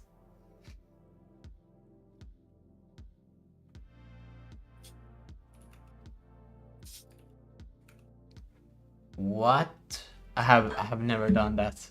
That sounds weird. When would you want to use it? I guess if you do some addition stuff. Is it like just that you just described? But what?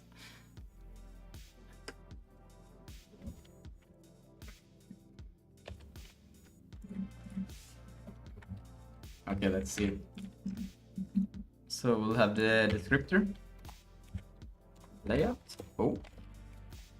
And now we'll have to create these ones as well. So we can do it should come plain here, but it doesn't. That's funny. Do they need to exist? I guess we could do them here. So we could do a const desk layout, which will be descriptor layout equal to, well, if you want the LSP, you have to do the other way around. Init. And let's see if I get anything in the device. Bindings. And descriptor flags. Yeah, these ones I need to change these to be Let's see, is there anything else? No.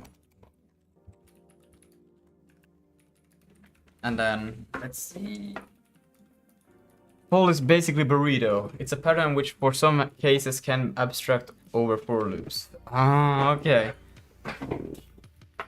And the more general version, a catamorphism, works over arbitrary data structure like trees. Damn. Damn. I mean, I guess we'll get to it, maybe. Let's see, I wanna do a descriptor layout and then we're gonna do a pipeline layout. Have you used them yourself though? It sounds like you have, like... So it's complicated. Pipeline layout dot initialize. And we're gonna pass in the device and push constant ranges, which is the PC, and stage flags. I'm gonna get those in a bit. And descriptor layouts, it's gonna be an array, so we're gonna do a quick reference to the descriptor layout, which apparently doesn't give me any damn shits. Yeah. And that's it. Now we need to fix the other twos, but that's okay. Don't know why it's complaining there, but wait. Expected semicolon. There is a semicolon. I don't know. Holy shit! I fucking cooked. What? You did? Ah, that's crazy. I did, man. I fucking did. Why is this one being so damn problematic about this?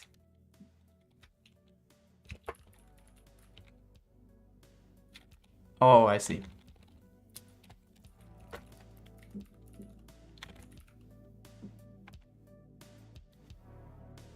Can I comment that out for a while? So we can. This is so fucking cool.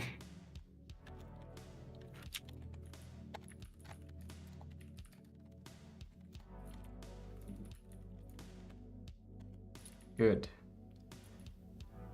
But we could actually take the ranges already in here. We wouldn't have to do pipeline layout. Just take in push constant size instead of... yeah, we can take in the ranges. Ranges. VK.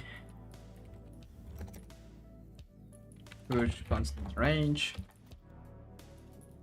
And then stage flags, well then we don't need the stage flags even because it will be in there. And descriptor set layout, well that one will have to take it.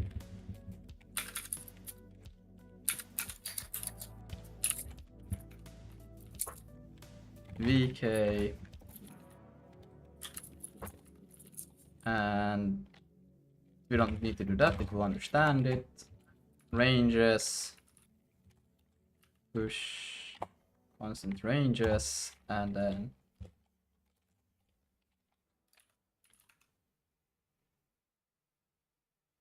I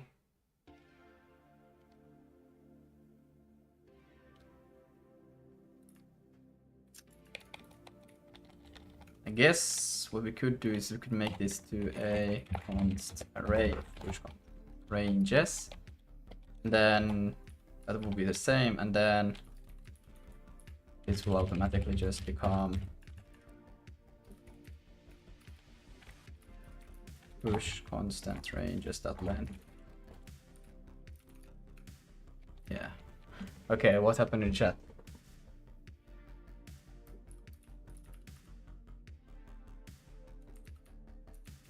Hello Chupaker, how are you? Functional nerds love that stuff because they don't have variable variables. They just have constant variables, which is just weird. Okay, I guess I would have to do some functional programming to understand that, I guess then. No, but Omni is cool. Omni don't do that. Right? Omni don't do functional programming, right? Omni, come on man, tell me that you're cool. Device proxy. Why is the device not? Ah, right.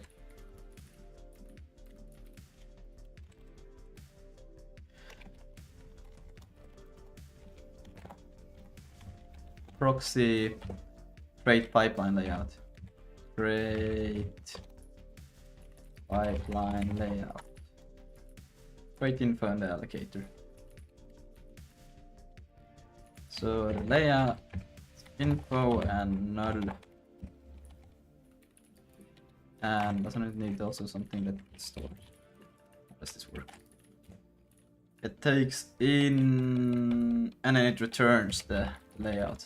Okay, so we can actually do a thing like this. We don't need to store it now. We can take this.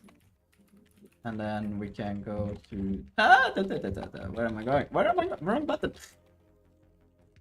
Fuck. Okay, it's not what I meant. Jesus. Okay, I got this. Bang. Fuck. Okay, nailed it, 100%.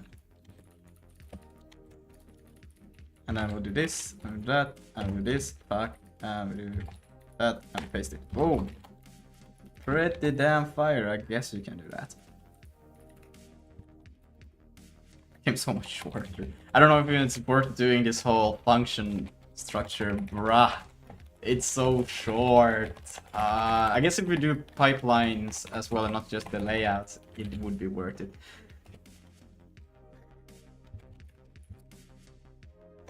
So, no, device, proxy, destroy, layout, pipeline layout. Passing in self, handle, and null.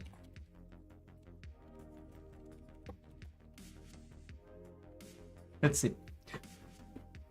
Maggie is born to Haskell, forced to CPP. Not a pleasant place to be at, Maggie. I imagine he isn't good Haskell replacement. Everybody's just forced to CPP in this world, am I right? Nobody wants to CPP, but the world is telling us to CPP. Bro, it's not that, like, the thing is, I understand why you would do it over C, you know? You do? Like, not gonna lie, yeah, there are times where I think C is, like, very annoying. But, like, then also there's times where I say, like, I'm grateful that I'm programming C, right?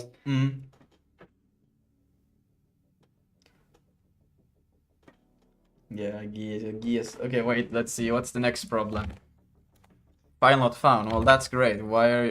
Oh, wait, I'm actually trying to somewhere reference this thing.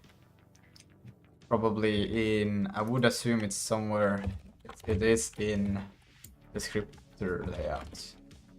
Yeah, there it is. Doesn't exist. Same for this thing. Wait, I got this. Boom, nailed it. Device.sig. Alright, let's see. So, the handle will be a... It's not called that though, but it is that. VK. And then we can look in here, we're gonna take in the bindings. BK? I'm a wiki. I don't know, I went mental, alright. In general, I don't like returning this, right? This should be something you pass in, but this is fine, it's such a small thing. But then it could just live on the outside as, I don't know, man, it's weird. I'm still trying to see like how I could design stuff so it actually makes sense, you know, so they are like good. And let's see, set layout, create, return. Yeah, so this would basically become, do I need the count actually later on? Device dot proxy descriptor script. I'm so this. Help me. This script or create descriptor set layout. Boom, nailed it. All right, and then in here we'll pass in the create info. So just the info by reference, of course, and null for the allocator, and that will pretty much be it. And then we won't even need this part. Lucas, when I was in Bulgaria, I watched Odyssey. It was fire. You watched Odyssey? Shit. I had in IMAX. I had a Greek friend who made me watch it. No, you watched it? Yeah, I also watched it. It was really fire. In IMAX or? We have Pink, I don't know if it's IMAX or not. Okay. I think it was pretty interesting, yeah. It was actually pretty good, but 3 hours, bro. Yeah. It was so bad because at some point I was like, I kind of need to take a shit and pee, and it's like 1.5 hours in. I'm like, bruh. Am I just gonna like, if it gets to it, I think I might just shit myself. Thank God it didn't come to it. It was bad. Like halfway, I was like, oh my god, oh my god, oh my god.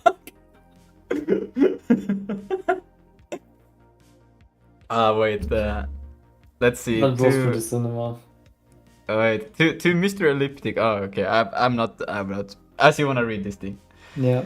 Not very pleasant. Imperative land basically throws out all recursion scheme knowledge, but knowing patterns like monads help you reason about code on the type level, and in the typing regards, most programming languages are a very small subset of Haskell, so you're able to reason about type like Haskell at least. Yeah, I do think like all like understanding like not just data-oriented, object-oriented, but also functional programming. Like all of them can still be used in one another to an extent. I don't know, functional programming. Can you even do like? Well, I guess they still need to have something, right? Or I have never done functional programming. Bro, I just program. I don't know.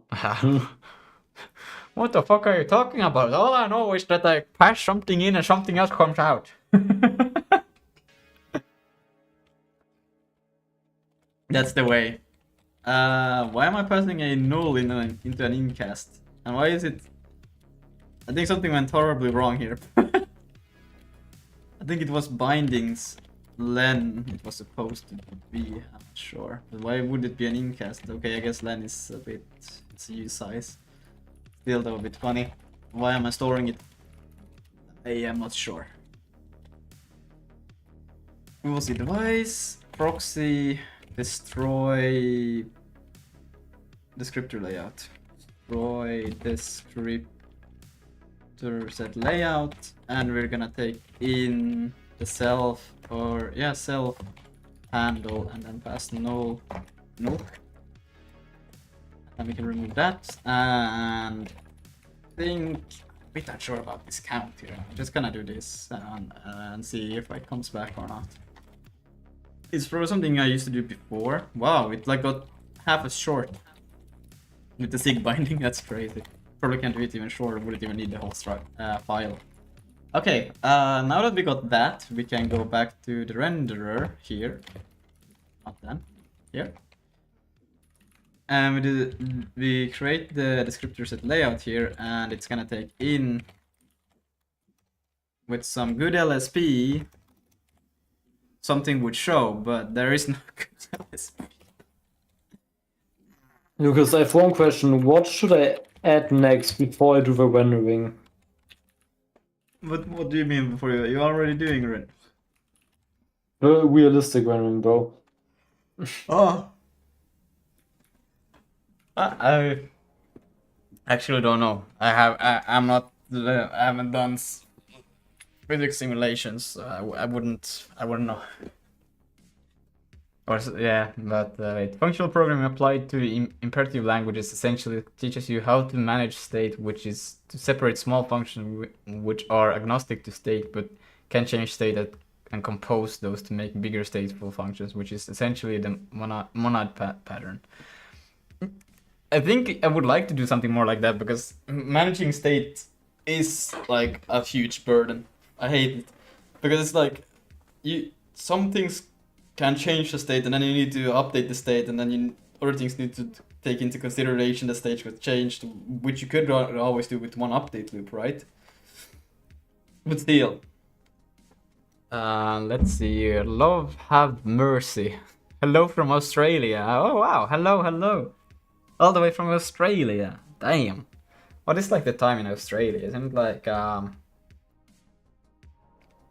early in the morning or something, like night almost?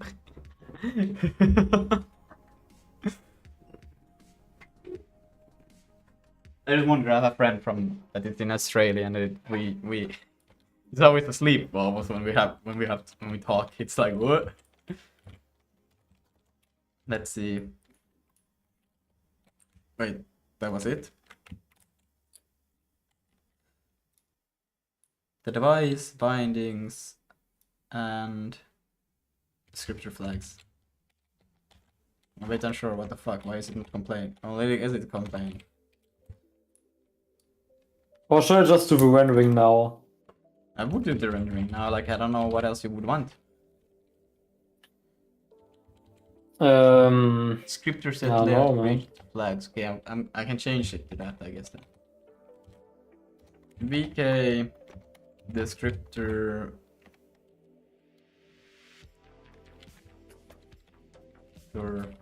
flag descriptor set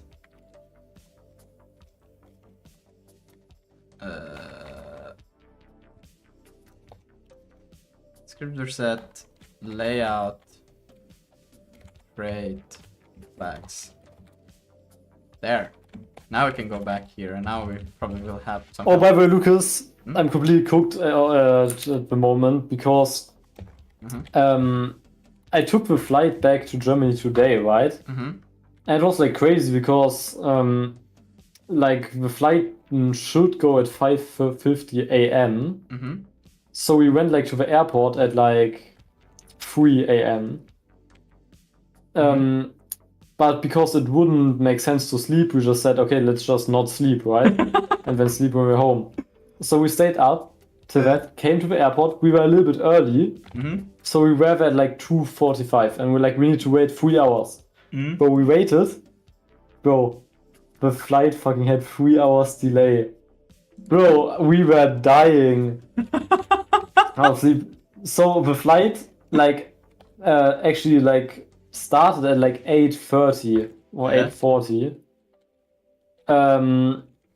Yeah, and then I came home basically at like 11:30 or something. So I'm basically very much on not any sleep right now. Damn, bro. Wait, let's see. It's 9:41 p.m. where I am. Okay, I've just started my bachelor's in ICT, learning JavaScript and algorithms. Showing me your live stream. Okay, nothing like German running on time. Yeah. Okay, wait. Bachelor's in ICT. Wait, what is ICT? It's what is ICT? What does it stand for? I forgot. Help me somebody. What is ICT? I have no idea. I have heard so many times. Now it doesn't click anything.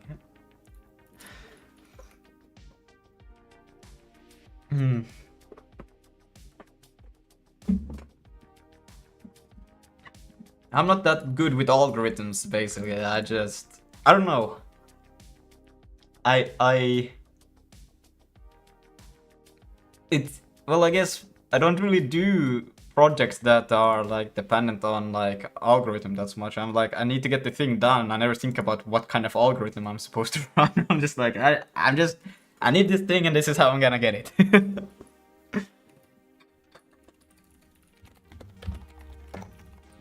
Let's see, try information and communication technology. Yeah. AI. Oops. Ooh, didn't mean to send that. Nice, it's fine. I do use AI myself, and I do like I don't know. I find it's great to teach you stuff. Just don't. It's easy to just fall into the trap where it does too much for you, and then you don't really think at all what you're doing. So just don't use it for that. But it's still like good tool for finding the things that you need. And when you're stuck in a bug, it usually tells you that you just have a typo on line 342 in this file, and you're like, oh. And you would have never seen that bug otherwise.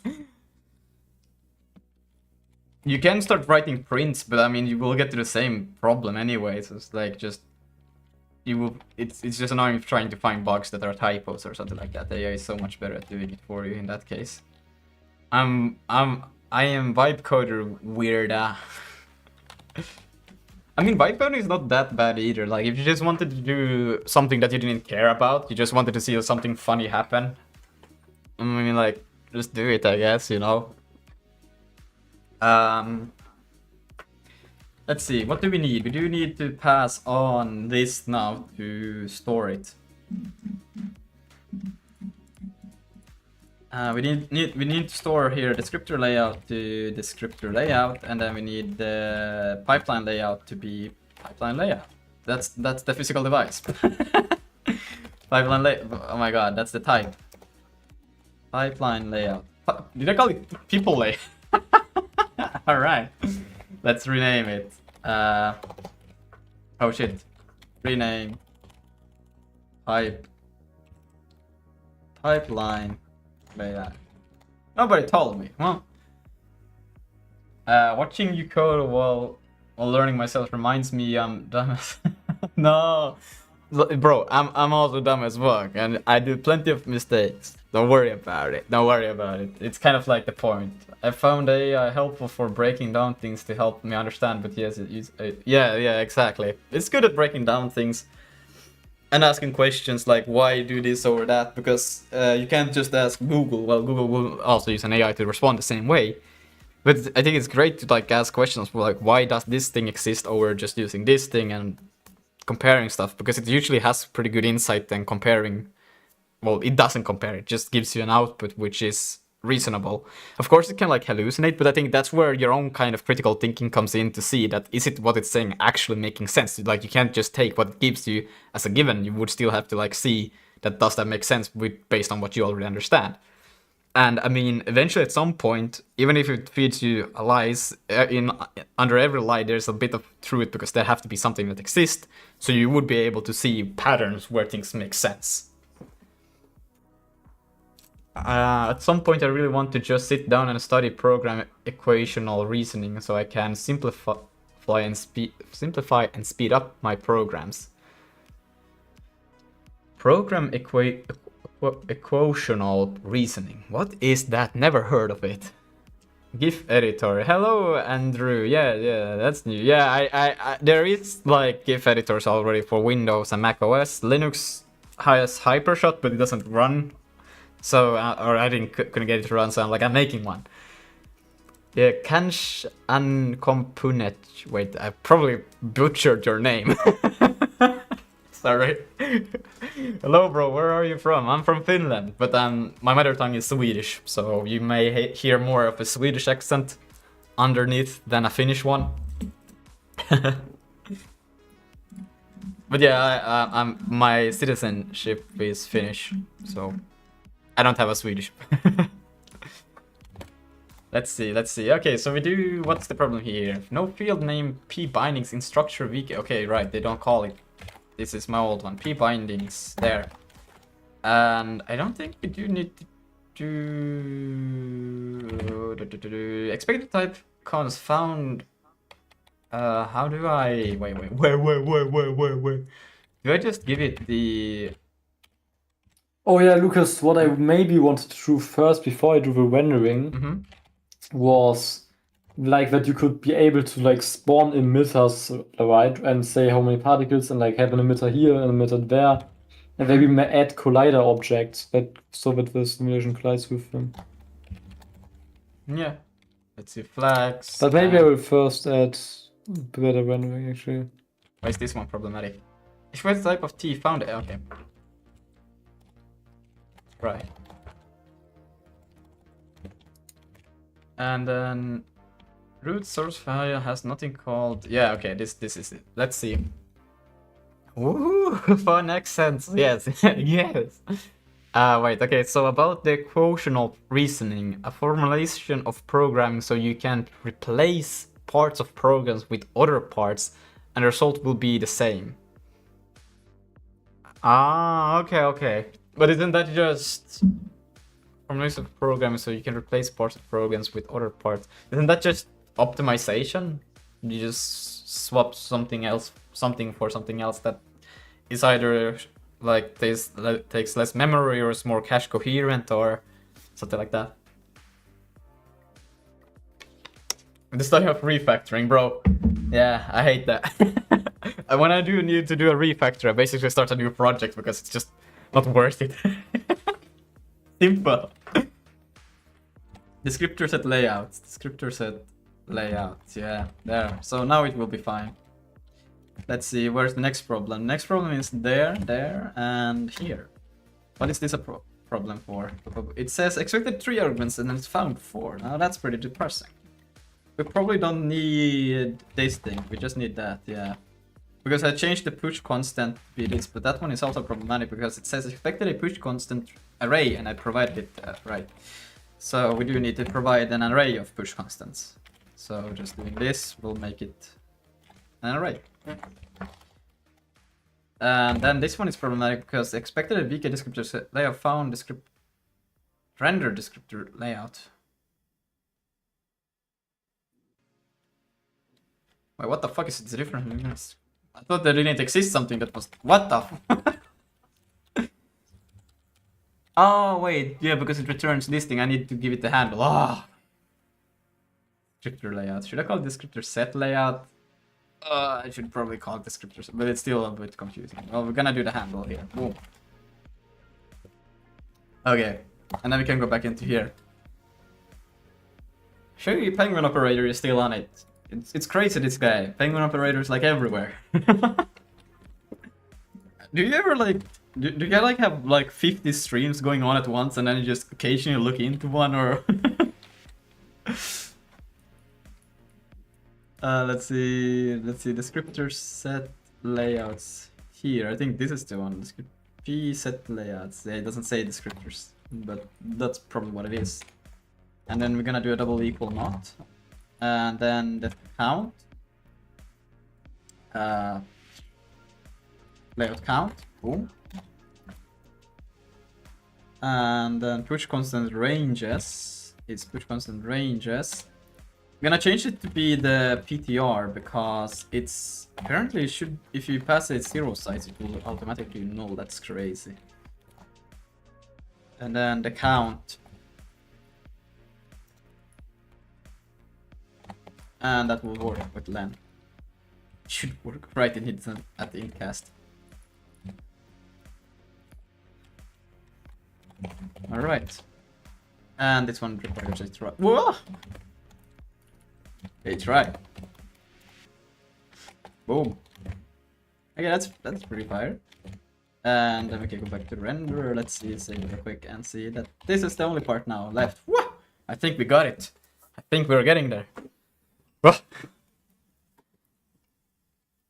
What is the goal right now? It's to just actually start using the UI to render quads and not static in the shaders. Can you suggest me the best programming language if I want to get into deep learning and neural networks? Oh, I haven't done neural networks myself, so I wouldn't actually know.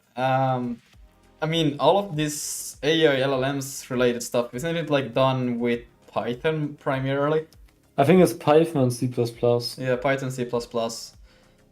But if you're gonna want to get into the deeps of it, that depends what you mean by deep, because you can still go deep into like the abstract high level, which would be Python still, or if you mean deep in the sense of how the computer interprets it, I would say, then you would have to go C++, right? Yeah. Yeah, you'd probably like do some CUDA stuff. Yeah. Let's see. The Roman. Hello, hello. Deep learning is probably Python, yeah. Hello, the Roman. How are you? I haven't seen if you have sent me over something over at Discord. I haven't seen it, sadly, because I have been busy, a little bit busy. All right.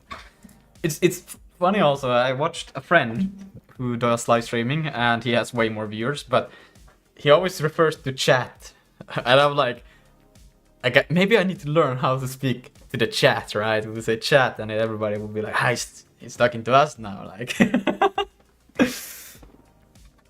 right? Okay, Lucas, I need to make a post-processing pipeline now. I haven't done post-processing yet. That is insane, bro. You're missing out. The only thing I have done, which it's not even post-processing, is, you know, the highlighted that I did. But that's just it's just painting a texture or a canvas, basically, you could imagine, of the things that you wanted to. It's like drawing a normal image, but you just either paint full or zero. You don't paint anything in between. And for the things you want to be highlighted. And that's like, it's not even post-processing, it's just a separate canvas that you paint and then you use it to do the outline. So it's, I haven't done any of that yet. Who is chat you are talking about? There is nobody here, you are talking to yourself. It's always the case, you know. The funny part is, I hope you hear T-Chef over at Discord, because there have been so many times that I'm talking with people over at Discord, and the audio is not streamed to this live stream, so people are just wondering, like, who the fuck am I talking to all of a sudden? What questions am I answering, and why am I laughing all of a sudden? Because people don't hear who I'm talking to. Most research work is done with Python. Low-level plumbing is C++. If you want to do AI, then interesting stuff is actually done in Python, but you should have a good understanding of what goes on under the hood before you go deep into Python. Yeah. Peninsular. We can hear German. Yes. Good. I can hear the German.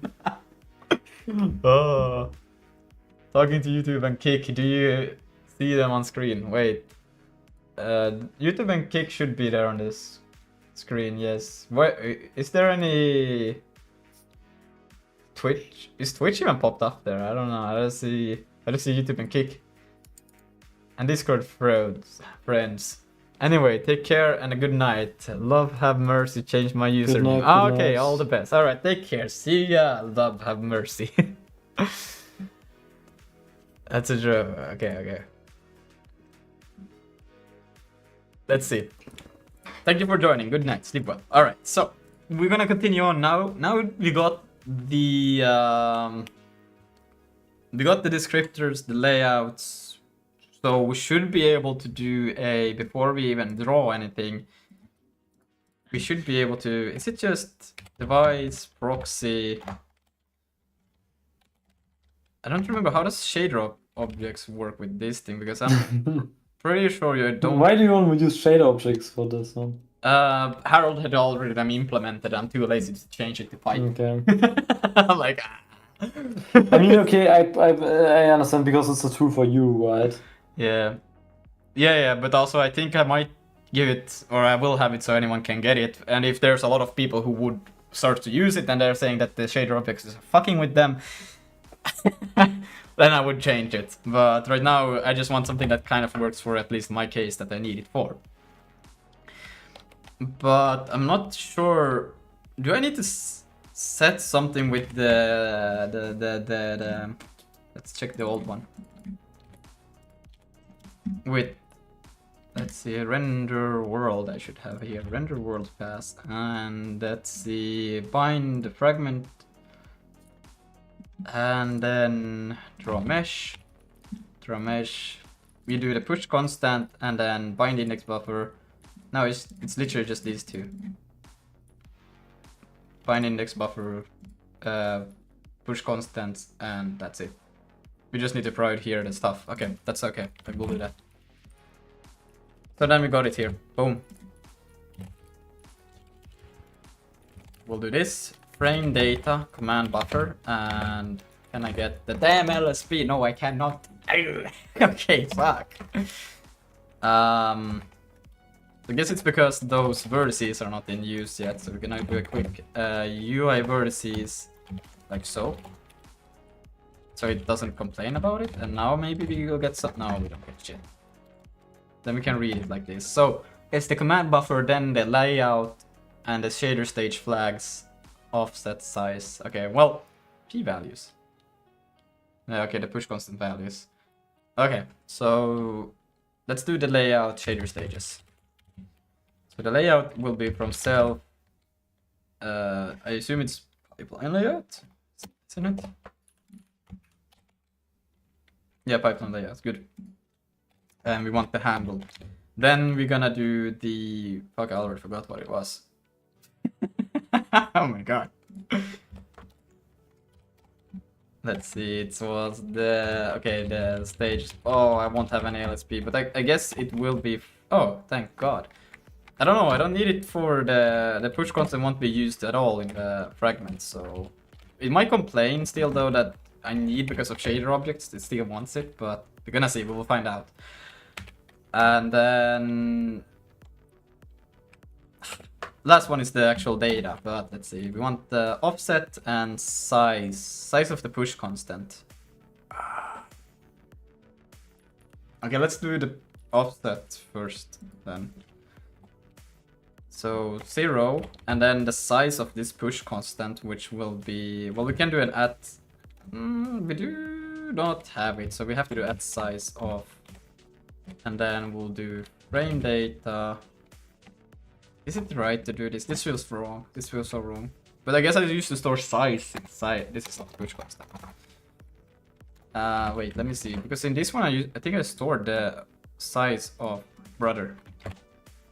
Oh no, I didn't. I actually just did this. Okay. Let's see. And then what we can do is const PC is equal to this. Frame data push constant is equal to the vertex buffer. The vertex buffer will come from the frame data. Whoa. So why can I not just get the frame data dot, and then in here we'll have a UI vertices, and then we'll get the get address, and we're gonna pass in the device like so.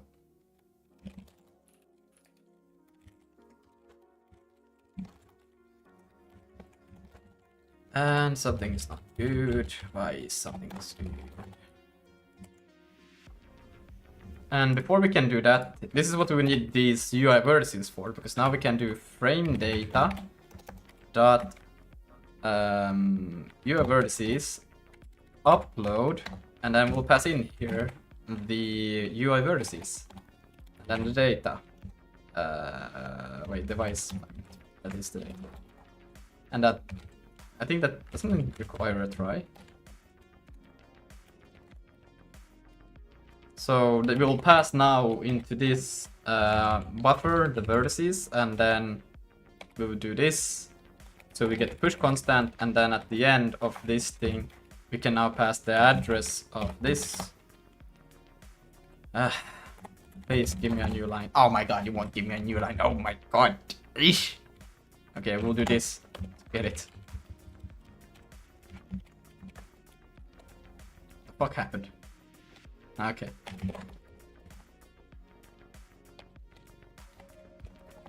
Do I have one too many parentheses? I assume I do. So, bam. Now we can do address of PC, OC, OPC, PC. Fuck. Okay, nailed it. First try. Let's see, I missed something in the chat. Let's see. Just underscore joke. I move off YouTube because age restriction is cringe, but all the Kick streamers I actually want to watch stream after 3 and Odyssey videos are kinda shit. After more long and arduous searching, I was only able to find one good channel on Odyssey that isn't just YouTube sync, and they make 3 minutes long videos once a week. Oh damn. JulesNet, what happened to Planetary Gif Editor now? Also, why the hell would you stream on Kick too now? I was been streaming on Kick for a long while. Almost since I started streaming, I have been streaming on Kick. Just saying. Kick, I always stream on Kick because there are a few people who literally just use Kick. They don't use Twitch or YouTube, and they are like very, well, happy people, loyal, I guess. But I don't know, like they enjoy the streams and they are really grateful for me to stream on Kick, so I continue streaming on Kick. Hey, that's me. Yes. So I keep it there. It's better like that. And then also, wait, the Planetary Sigma is it's I mean I'm gonna get back to that in a bit, but it's still under the I don't know, I didn't feel like continuing on with it because yeah, I've explained many times, it just it's yeah. I don't know. It's more about balancing at this point, and I didn't want to. I don't know. I felt like I could do something easier than trying to balance it, right? Well, something that would have a little bit more of a faster effect of showing results. Because if I'm gonna start balancing this, it's gonna take a long while to get it right. The sound effects. Okay, you guys don't hear the sound effects, but they are not the best. But yeah, so I didn't want to continue on with that. I was like, it's gonna take so much to balance. So I let it be. And Gif Editor, I kind of need it. It's kind of something that I do need. Okay. So we actually do still. I was about to remove the thing that we actually do need. We do need this as well. So we're gonna now do this, and for how many we will draw, it will be the UI vertices len. Wait, no. It's not that. Oh shit, wait. We actually do need to draw.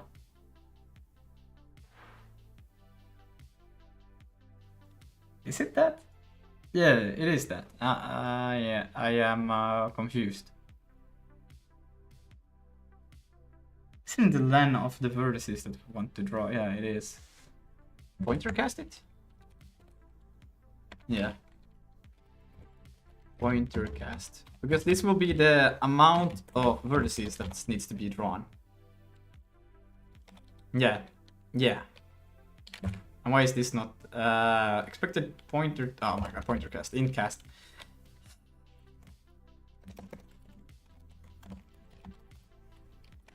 Let's see, 6, 7 every day. Hello async, how are you? Did you just have a wait time to join a server on your own computer? Yeah, because I'm using the Steam Works relay. So basically it needs to connect to the Steam servers, and then it still has to confirm the connection and send it back to me that, yeah, we can now host and we're connected with Steam, and that's why. Yeah. It was faster when I used raw UDP sockets. And it happened immediately.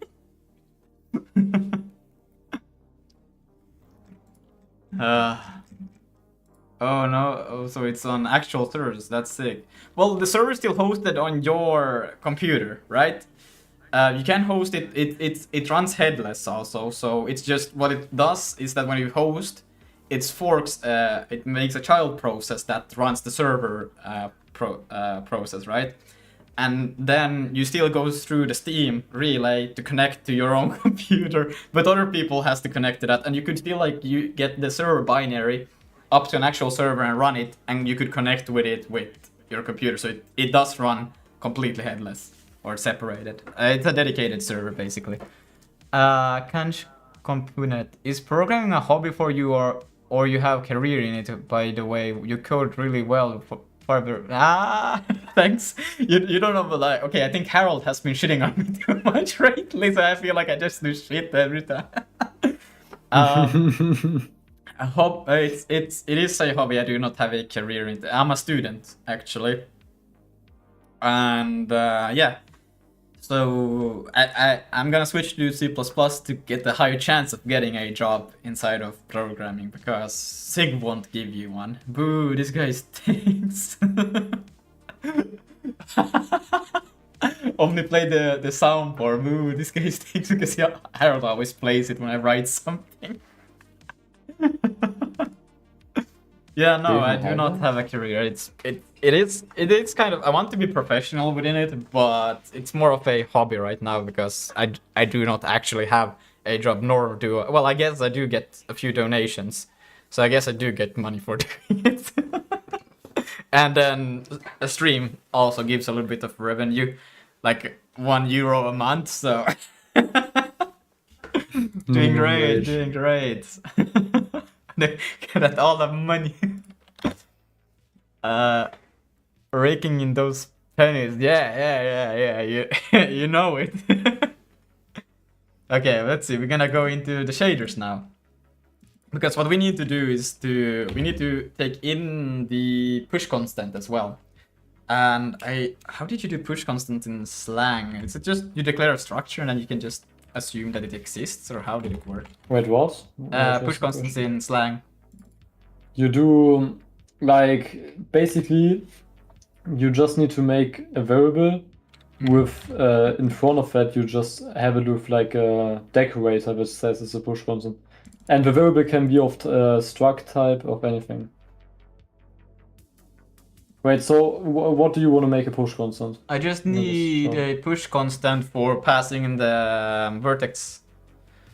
Is it like an entire structure push constant, or just like wait, actually, wait, hold on. Am I doing a wrong assumption? Wait, hold on, I need to check this real quick.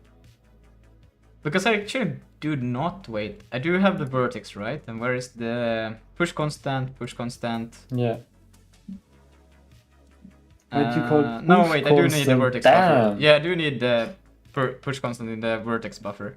But is it just VK push constant and then you have it like this? Ah. Yeah. Yeah, I'm gonna try to type I think you can, by the way, you can even, I think, do it inline in one. It just depends what you think is nicer. Yeah. So we're gonna do a struct called push constant, and it's gonna be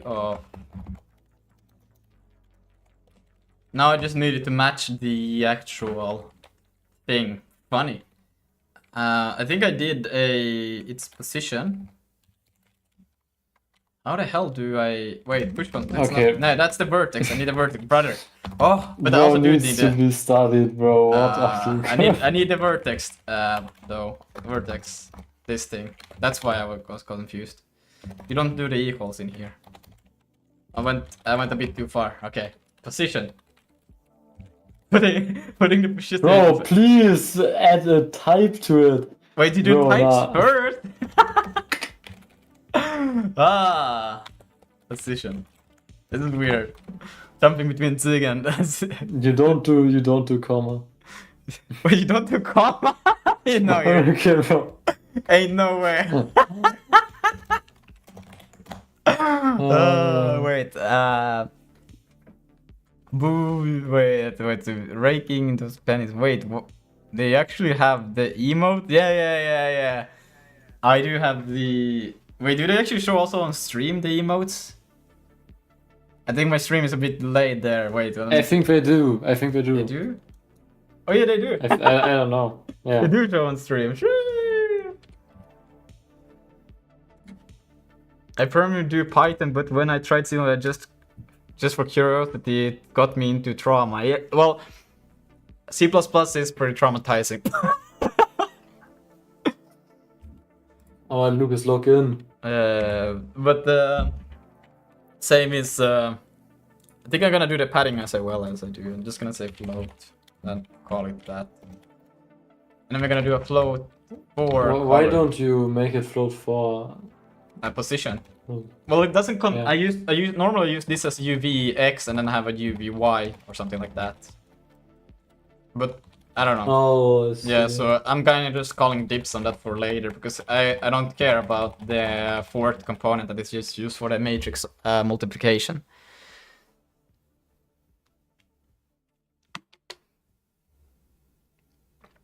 That's why Kate is the C++ mascot. Yeah. Yep. Wait, can I just Kate? Is it like Kate? How do you C++?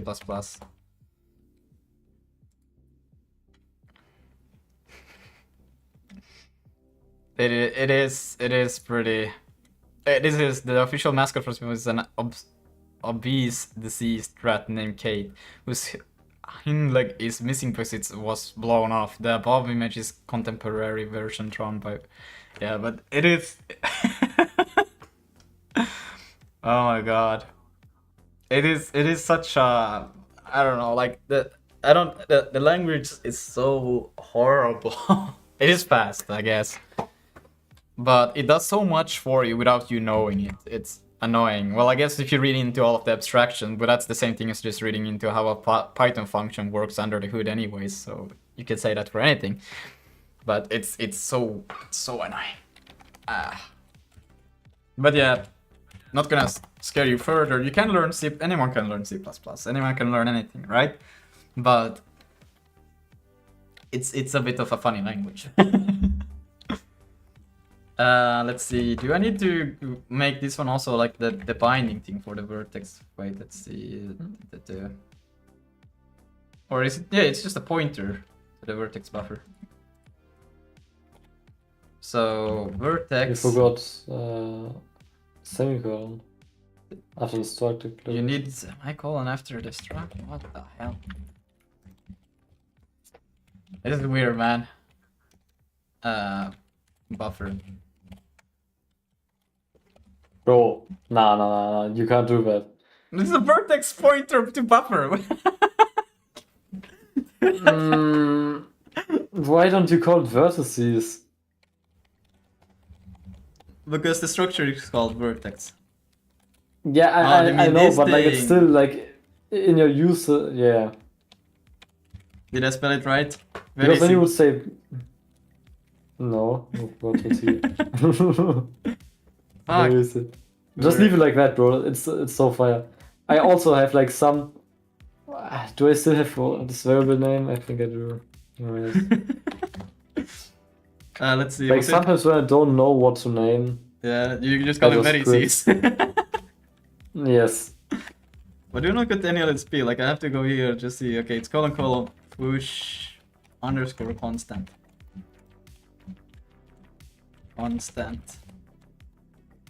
Like that. Yeah. And then you don't even need to do it in a new line, by the way. You can. I think you can have it in one line. But I think it's cleaner that way. Because it kind of acts like a decorator. Like I think this is not as clean as if you do it like this. I'll formatting it anyways. Wait, I gotta go for like 10 minutes. I'll be back. Alright. See you in 10 minutes. I'm excited for ROC lang. It's functional programming language written in Zig, and it's supposed to use reference counting instead of garbage collecting. So it's one of the only functional languages to not use. Really, does functional programming by default use garbage collecting? I didn't know that. Well, I haven't done anything with functional programs, so obviously I didn't know that. Elio, I'm learning Vulkan for the first time with Zig, and it's my first proper Zig project. I'm just going to render the triangle. I'm developing trauma. I love it. Yes. You know, people ask like, don't you use your sanity while doing Vulkan? I think you must have lost your sanity before you started doing Vulkan. I think you don't lose it while doing it. It was already lost before you started. Let's see. Yeah, okay. So that should be pretty much it, shouldn't it? So now we want to do...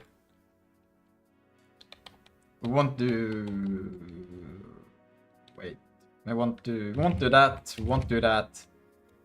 We'll just say out is...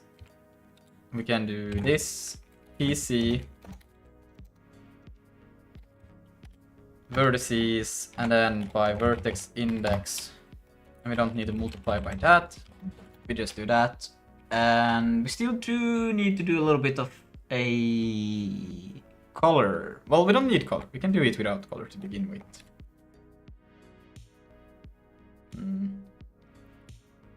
There's an error with this. No overload for float for applicable argument back.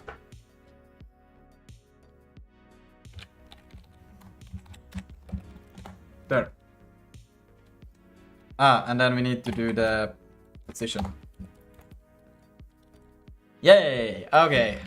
I think that's it. I'm feeling pretty. I'm feeling pretty. Wait. How do I check this out? Just so I don't show anything I shouldn't be showing, but I think I should have it in history. The compiling of the... Nope, I don't seem to have it.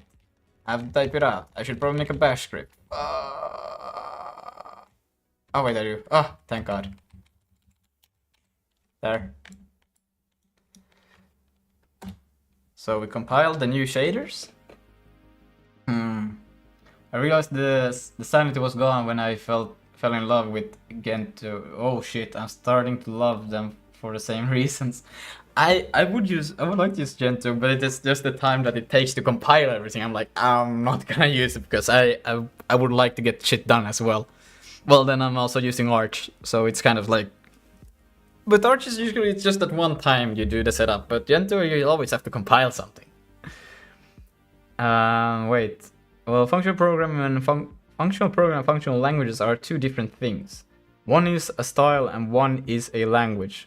Okay, with first-class support for that style, Haskell uses garbage collection. The only popular functional language I know that also uses reference counting is Lean, but its target development towards its proof assistant aspect rather than its programming aspect, while Rock targets especially programming features. Okay, my fellow Gentoo user. Wait, you use Gentoo only? What? I wrote a bit of Rock on this week. Pretty cool language. Oh, okay. Yeah, you guys living in the future. I'm still trying to get vertices to render, but I think we got it now, right? It just the stream might end here and then we might die, but it's okay. Or I might. Let's see. And that's not how we spell build. Okay, we got problems, but not too big of a problem. Why did it even draw a yellow triangle? Did it even compile the shaders? Like, what the fuck? Shouldn't be a triangle there anymore. What the fuck?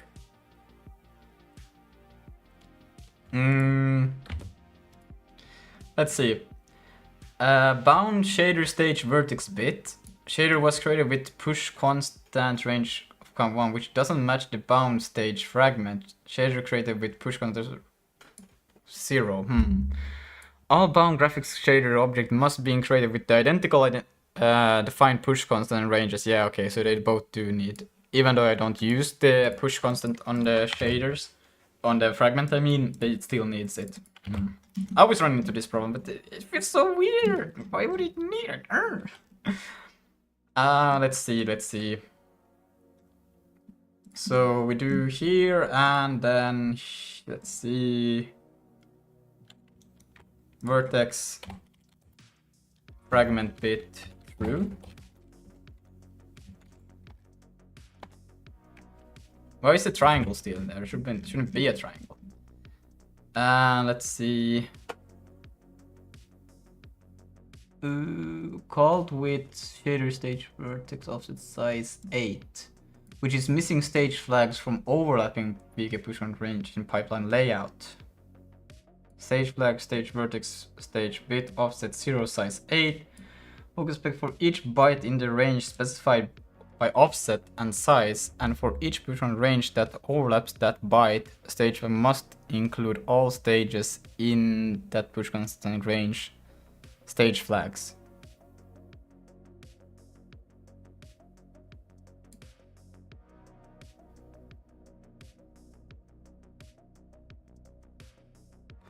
Wait, shader was created with push con. I still have the incorrect word there as well. Oh yeah, I do need a PC in here as well.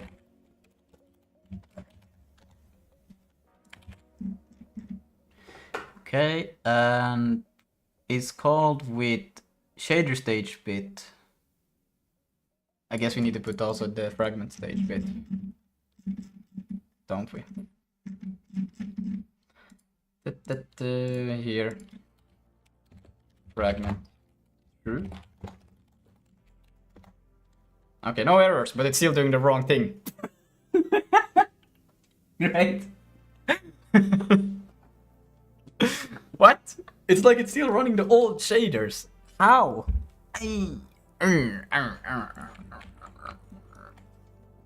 Let's see, what did you guys say? The future is now, old man. Oh my god.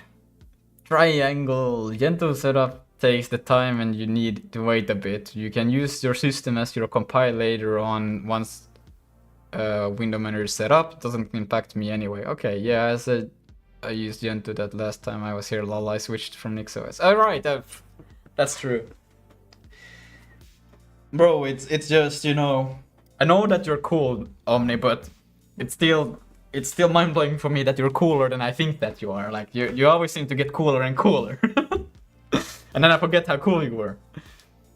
I actually managed to get SIG shaders to work with SDL3. SDL3 GPU, pretty pog. Shoo! That's pretty fire. Ugh.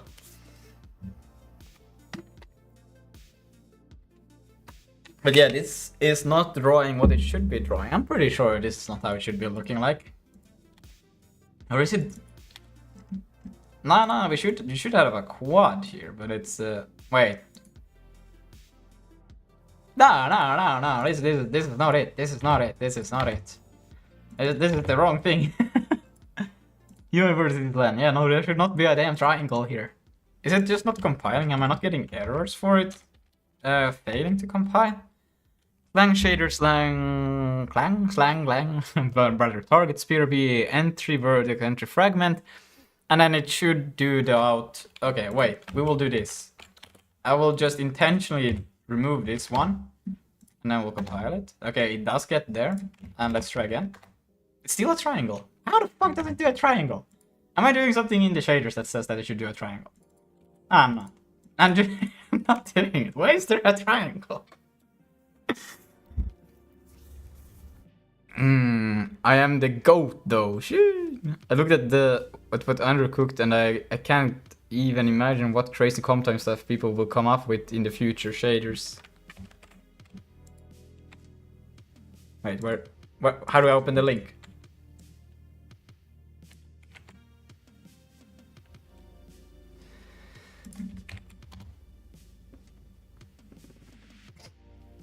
Compile time is pretty freaking crazy though. Yo.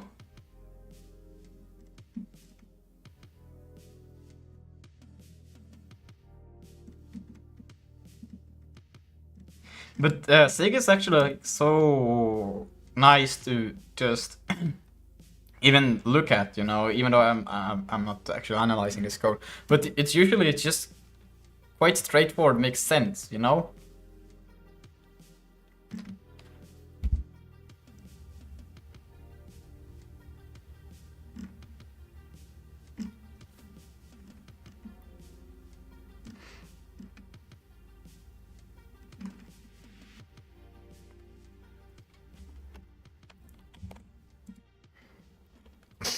Let's see. Shader DSLSR poggers. Const param UV is a variable which is output to or input address space depending on if param is for vertex or fragment shader. Shit. Okay, but let's see. Why do I not get the? I feel like it's not compiling to the new shaders, or somehow it's not using the right code, because this shouldn't be possible anymore.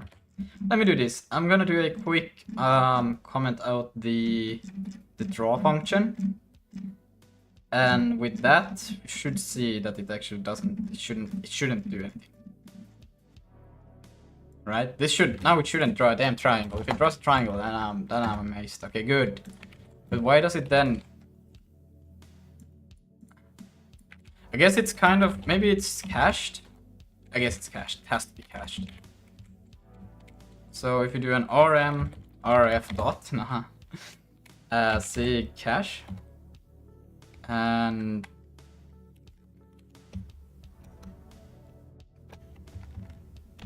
let's see.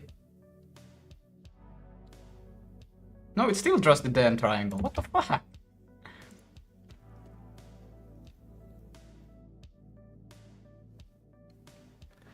What do you think about the potentials in getting the ABI for fill C? I personally think it's good.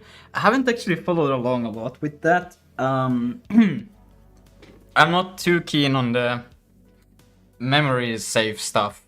I kind of like that you can still do a little bit of dangerous stuff, so to speak, because it's convenient a lot of times. Like when I haven't done much Rust, but I have done a little bit of Rust, and I just spammed unsafe everywhere. Because I don't know, like for me it's like, I know what I'm doing, trust me, like what the fuck.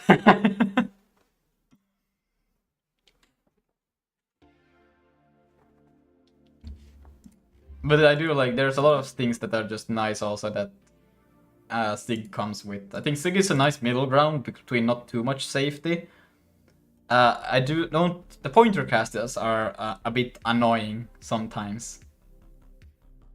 So those are the only things I don't really like too much. I guess it's just the syntax of the pointer cast or like casting in general.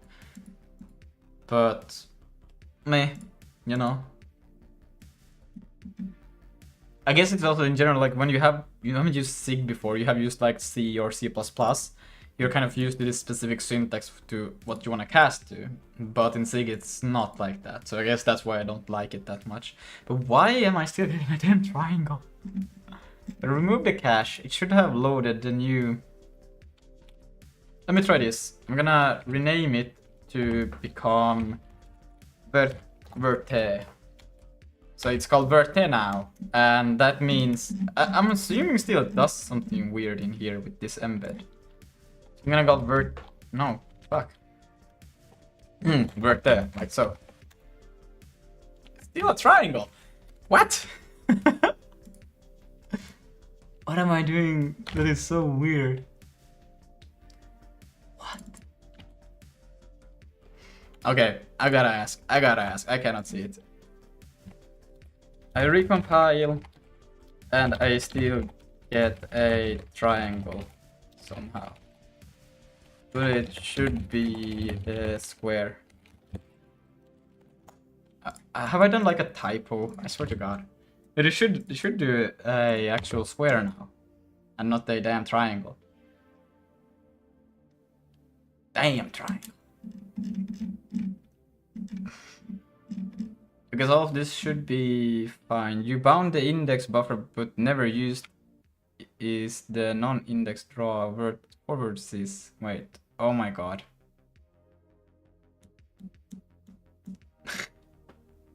Wait. Never used it. Is the non-index draw forward sys in a triangle list? One triangle, 0, 1 left over vertex shader that gets dropped. Okay. Yeah, okay. Oh my God, it's draw indirect, but why would I do, why does it say divide by 4 multiplied by 6? Well, I guess, oh yeah.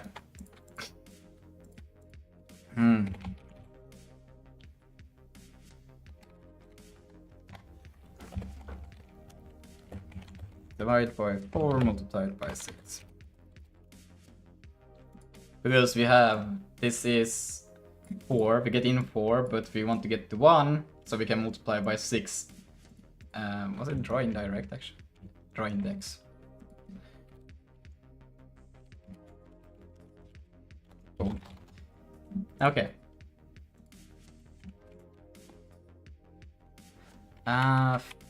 Found 5.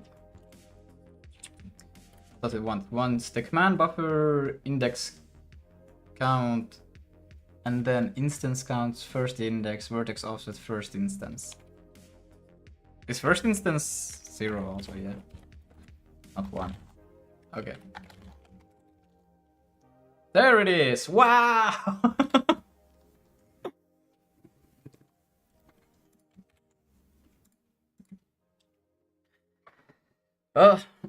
Let's see.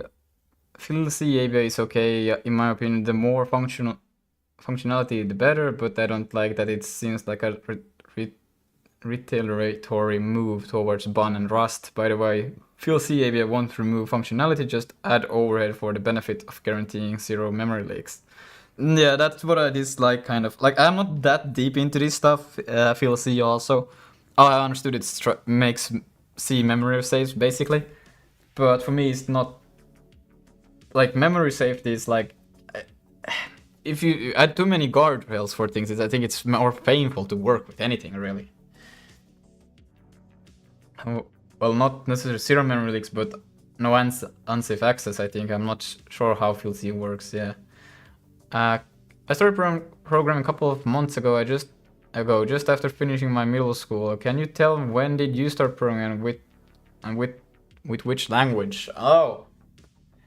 I started first time ever when I was 14, but I haven't like programmed actively.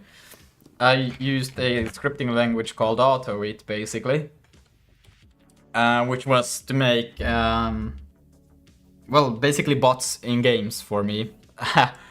So it's script basic like scripting language, and then I stopped, and then 2017, so 3 years later, I started doing JavaScript, HTML, CSS, web development, PHP, and then I stopped. Then I did a bit of Java to do Minecraft plugins, and then I stopped, and then I went to do C programming for 2 years, and then I in like half that period started to do C++ for 2 years, and then I started doing SIG.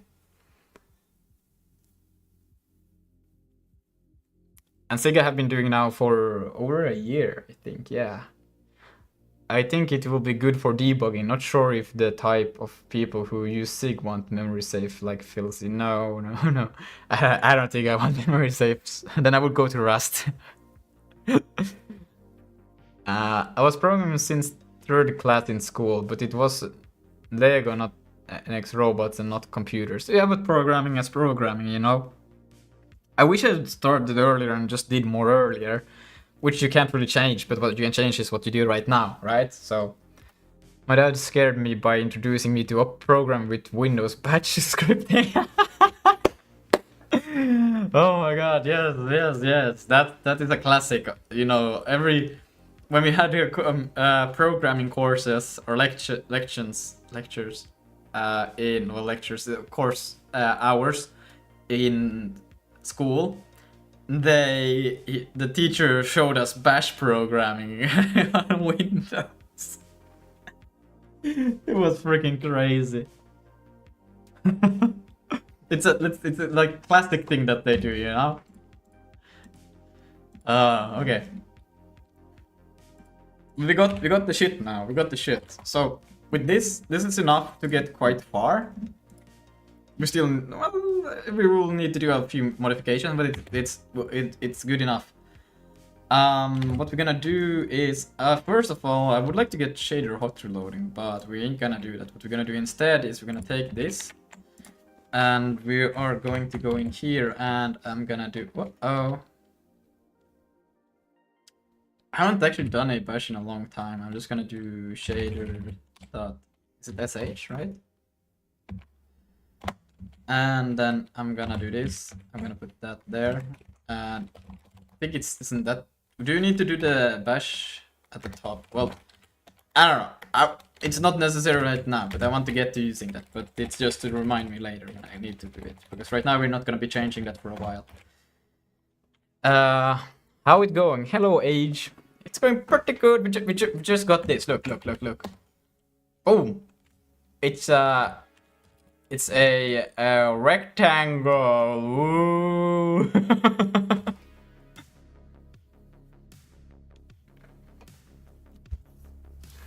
Why not put it in build script? Oh yeah, that's probably what I would do. Yeah, true. Damn, you're right. Okay, we'll do it later. I didn't even know Batch was connected to CLI. I thought it was different thing entirely. Oh, okay. I mean, to be fair, I thought the same thing when I also did Bash for the first time. So I think it's common. Well, I think in general also when you do something, most people have the same initial assumption about stuff, right? Let's see, we're gonna now do a quick git add .git commit -m, and we're gonna say box, right? Well, it's a square, whatever. Like so.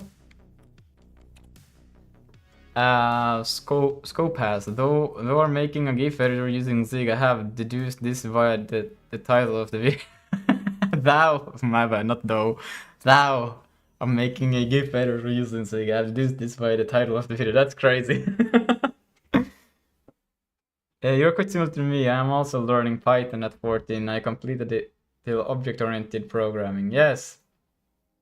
Object-oriented is just the little bit of, well, it exists, let's say that.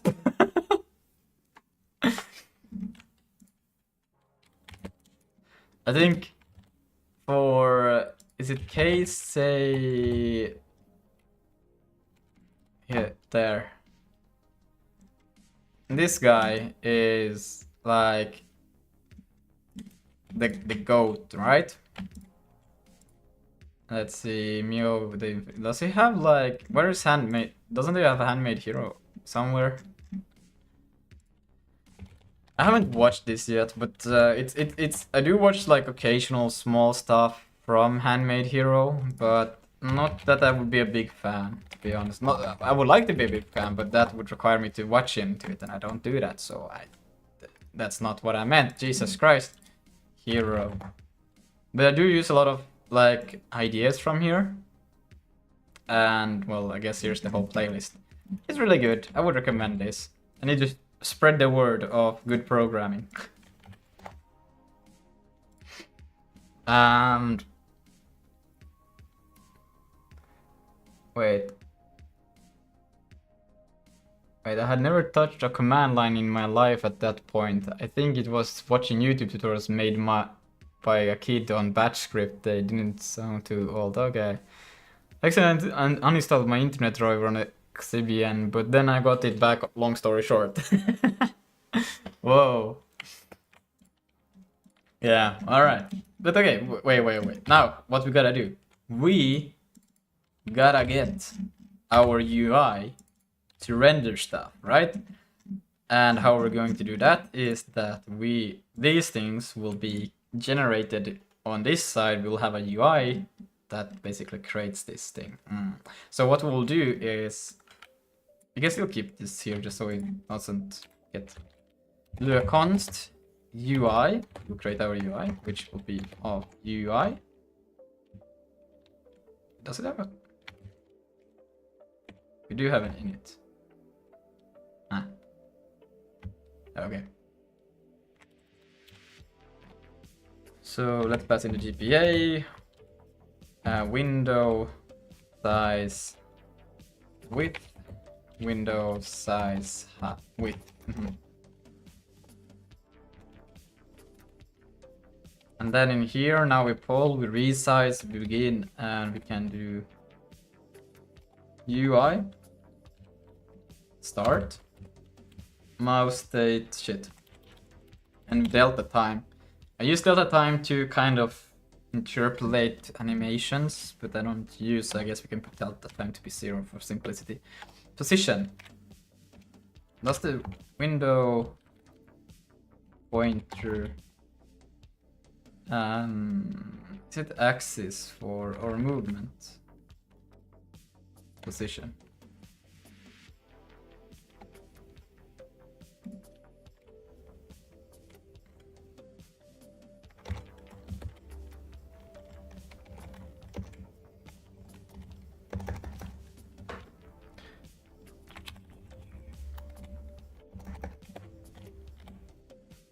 So left window position. No, it's pointer. Pointer. Jesus. Movement. Position. We're gonna do this so it's a little bit nicer to read. I take this and I can say const mouse plus.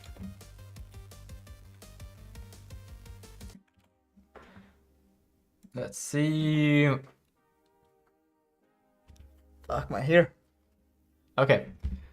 I've started learning Python because I needed an app that scans my screen with an OCR and showed me the meaning of Chinese characters with how they were made, etc. I don't know programming at all. Okay. Oh wait. Lucas develop Restream, ain't you? Yeah, I'm using Restream. For Python is a little bit of an interesting language. I don't know, like for me, I never feel like I understand what I'm doing when I'm using Python. It's so abstracted that it just feels like I'm calling black boxes of things, and then I hope it works, and then I don't know. I always have that feeling. It's weird. But I guess you can still do normal for loops and in that sense program also, but it's so far-fetched from what the computer actually does. You're just calling abstract functions basically. of things. That's just how I have mainly. When I have used Python, it's has usually been like that. I'm like, I don't know what's going on over here, but it does the thing that I'm assuming it does, so that's good. Dynamic type system is evil. Yeah, it is so true. Yeah, to the left is gonna be mouse plus X. But you can still, like, I don't know. I don't know, like, how I would go about talking about Python, because I don't use it that much. I just know I dislike it. That's all I know. Left click. I think, is this from window? Yeah, I guess I would have to do the window pointer then also. Yeah, I will do that just for simplicity. Window PTR. That's so misleading, but whatever. Window pointer. And I can change this to window PTR.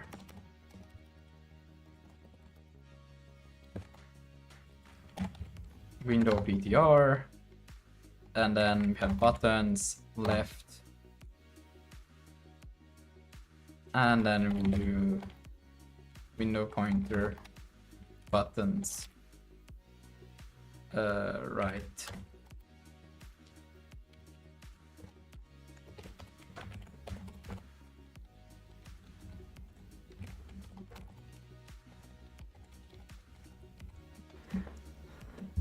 I don't know if we should do this in here. We should probably just say do UI or something like that. UI start. That would be smarter. Let's see. Type interference is powerful. Dynamic typing is ridiculous. Oh yeah. Appreciate the talk. See you, Twin. All right, no worries. Take care, Scotspass, and enjoy the programming. I mean, learn. I think C is like honestly the best language to learn, to understand how things work. Or assembly, I guess, also, but at least C is like, it's so true, such a beautiful language. Worked so early on and still works today. And you really get a good understanding of how things actually works underneath. Then C++ does a little bit of an extra abstraction. Let's see, we're not gonna worry about these things. I think we can do a own little thing here called public function. I'm gonna call it draw UI.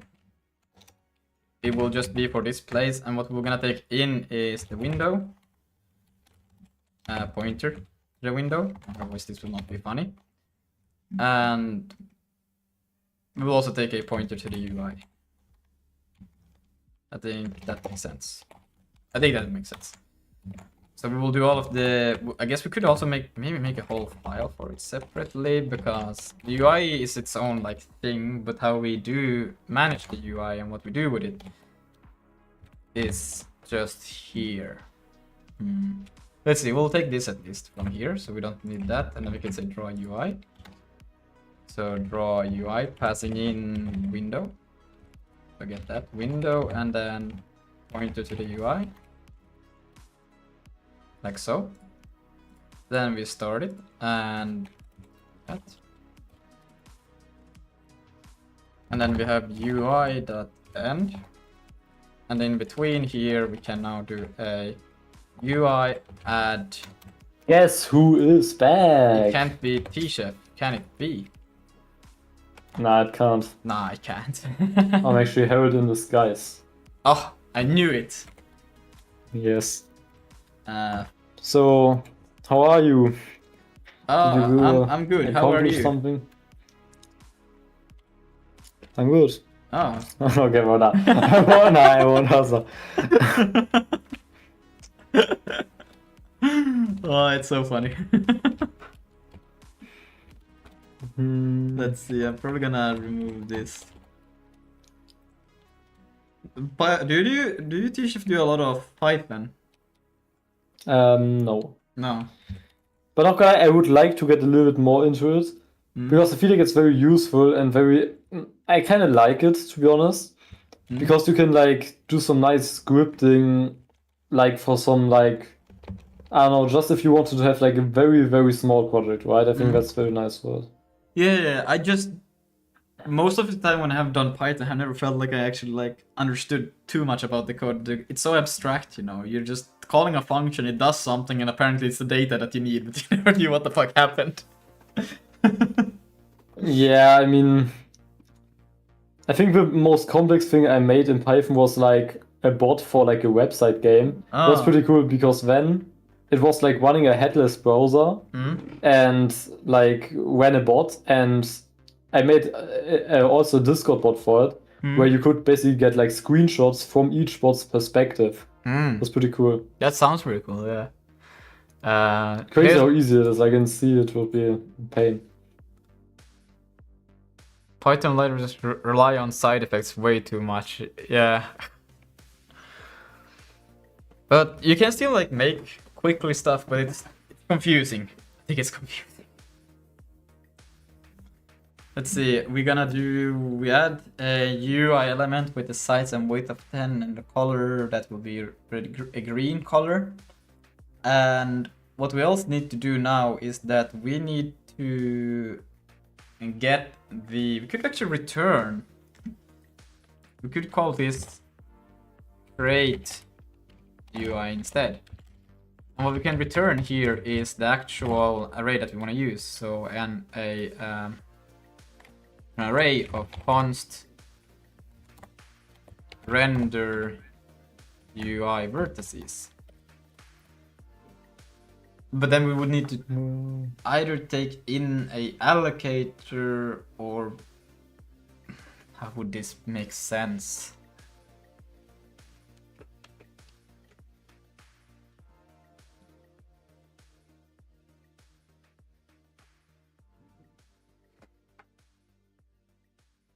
Because this one would now like kind of, then we would do a, don't know, I don't like that, but because now the ownership kind of goes a bit annoying. So I think I would say draw, we're gonna call it draw UI, and then we're gonna call this one just, it's gonna return a size of how much we need to allocate, and then we'll use that to actually create draw. We're gonna call it draw UI, but it doesn't really indicate what it does. But it normally returns an integer value. It's gonna return that. And with this, we can now do a return UI dot, let's see, I think I should have, is it can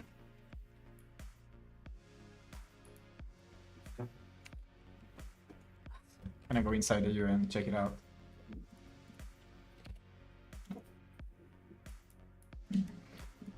Solve this thing, and that one just solve them, and then this one is for each node that I want to do this thing. Yeah. I'm gonna return. I'm really not sure. I'm really not sure if I want to do rendering yet, or if I should do.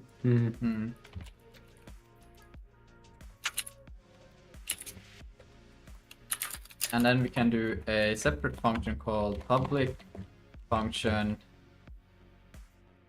create UI vertices. No way, it's Cheesecake Sun. Actually insane. Yeah, what's up, Cheesecake? No, it's not Cheesecake, it's Cheesecake Sun. Oh, it's Cheesecake Sun. I didn't know we had a sun, bro. That's crazy. Yeah.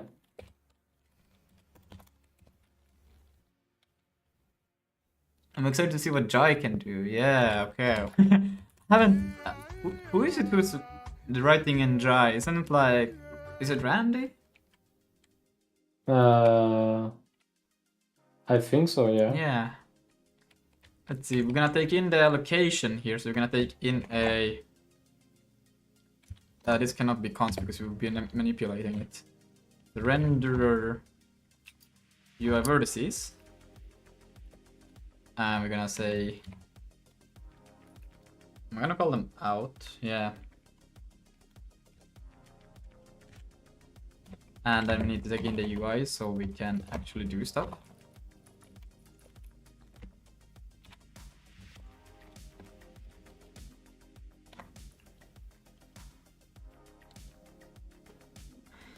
So well, I guess we already know the size that it's always gonna be. We don't need to make this assumption that I'm doing right now.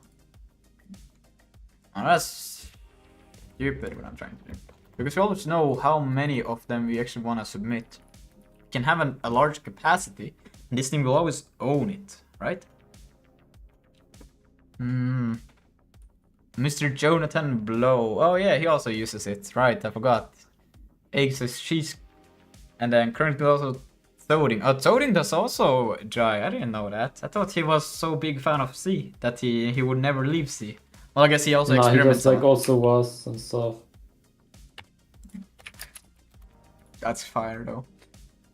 But yeah, wait, I need to rethink this a little bit because we will actually know when we create the UI how many of these we can know how many maximum UI elements we would like to have. So we could actually, what we could do is pass it in. Renderer frame UI word back. Wait, now that I'm home. Or actually, wait, Lucas, how did you like my off-camera mining on the water simulation? I think it was kind of good. Oh, right? It was pretty fire, bro. Like I was like, whoa, when I saw it. Yeah. I think we could actually just, when we initialize the UI, say how many maximum things there can be, and then we would just reuse that, and then we wouldn't need to do an allocation in the loop. We would just clear, and yeah. That would be superior to all of the things that I'm thinking of doing right now. Or we could pass in the type. Nah, that we can't do.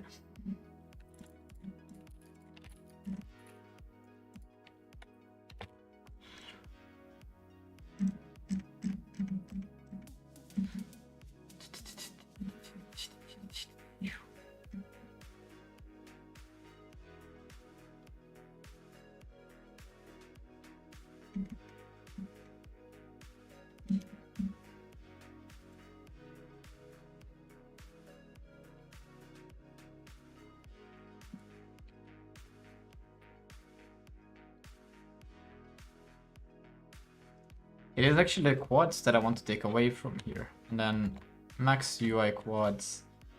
Yeah, this one is something that needs to be passed in as a parameter.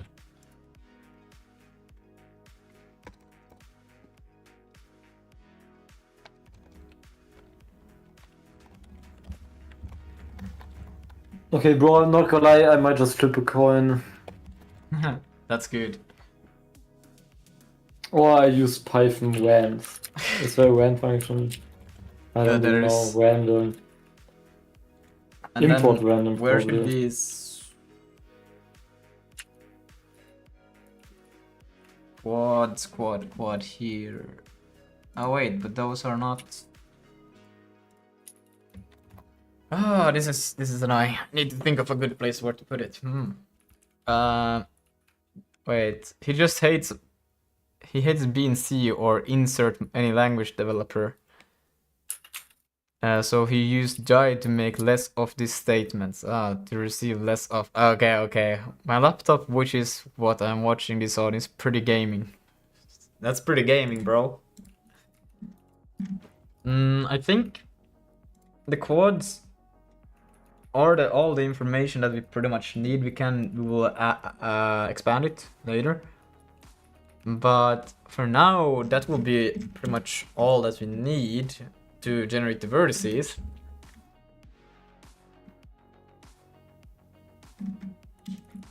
Okay, first things first, I think I need a better skybox.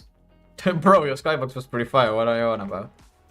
Nah, but like it was too bright, you know, we can't like... Next UI quads. I think we'll take in this as a parameter. The thing is, what does make a good skybox? That's the question. Max UI quads. And then we would store it in cell. Max UI quads is equal to max UI quads. So it would always be.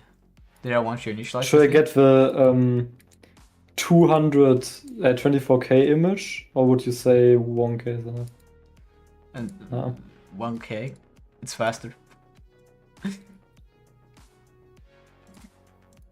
see. Why is it?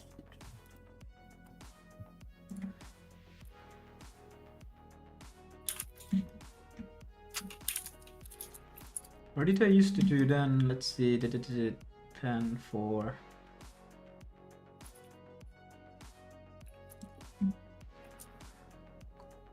Quads append. Yeah.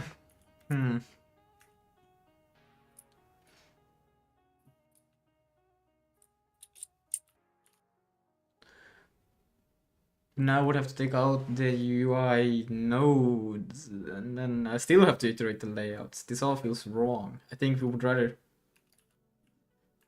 Oof, no matter how we do this, this feels sort of wrong. Okay, what we will do instead...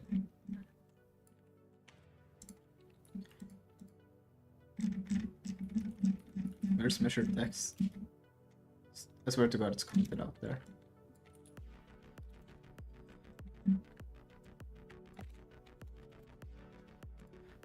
Font won't be used yet, but that's okay.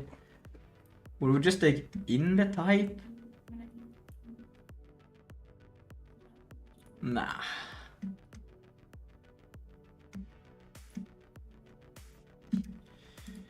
But I need a way to just kind of just...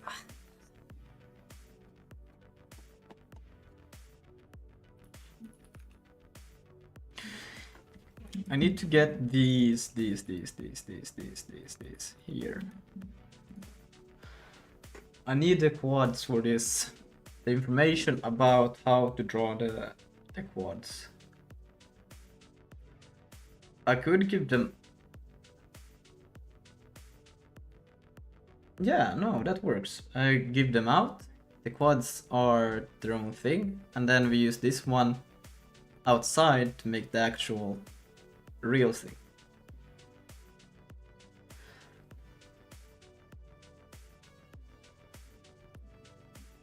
Yeah.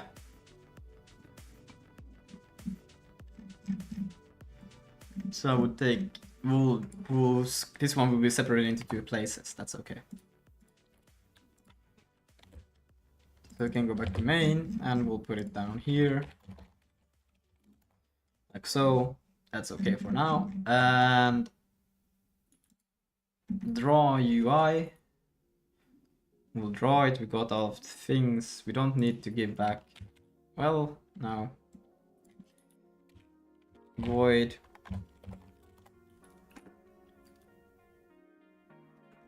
And then I can... We'll take this up a bit. Because these ones are not... We're not working actively on them. So we can do this. And then with that we can now generate all of the quads. And we should be able to get them out. And we can...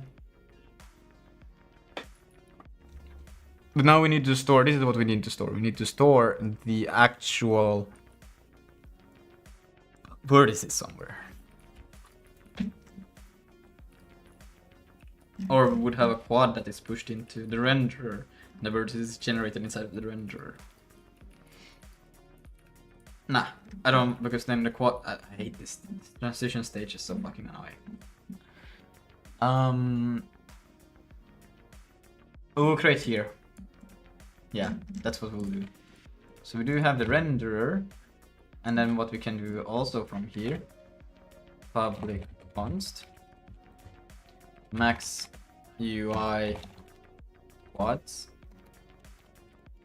is equal to frame data max UI quads. So that means that we can now access it from there, and we can, when we initialize the here, we can do renderer max UI quads like so. And what we can also do is to initialize, but we need the so we'll do a const vertices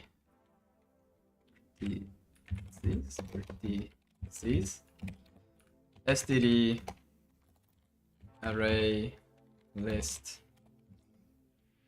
of the renderer UI vertex, and will be equal to dot init capacity, passing in the allocator, and then how many of them will be render UI quads. Now these are the vertices, so we have how many quads we want to get times 6. Well, that's, we could have also exported that, but that's fine. You should try typing your thoughts in be new when you need to do a long chain of reasoning about your program. It helps keep track of everything in my experience. Wait, be new? New? And you're just write comments here thinking about what you need to get done. Wait, what? How do I? Oh wait, this is just text.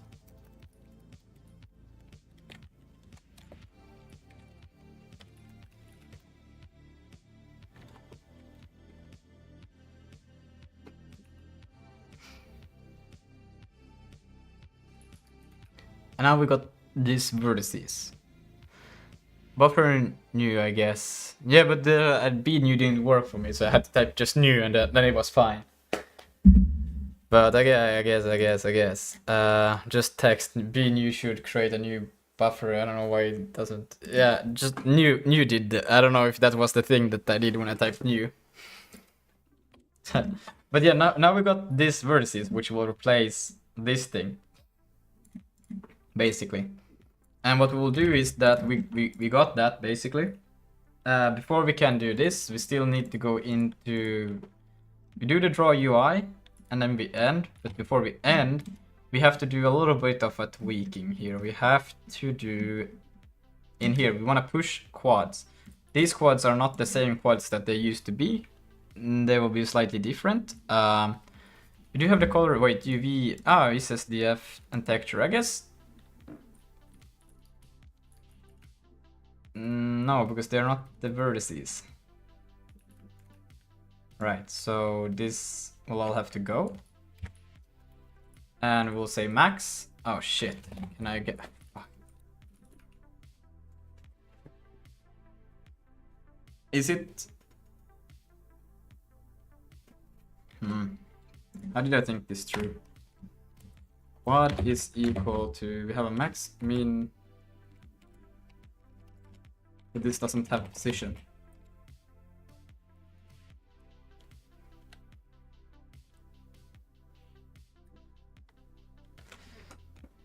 Don't you have to... I have to tell the position, right? I cannot do it like this.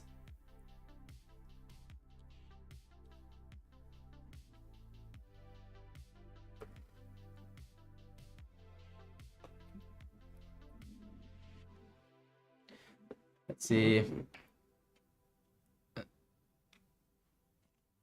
Oh, my bad. I was thinking of E new and B next. Wait, what? E new. Ah. Well, I guess new was also fine. Hey, what the fuck happened? Where'd it go?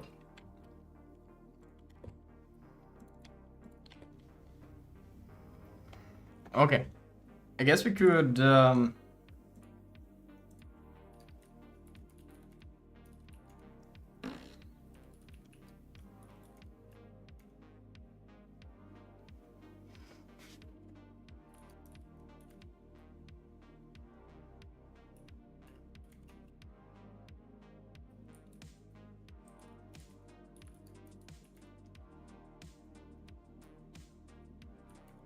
I just need to know where the position will be, because the min and max doesn't really help, does it?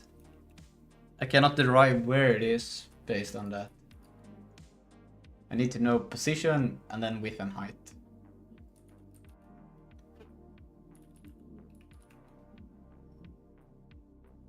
Yeah.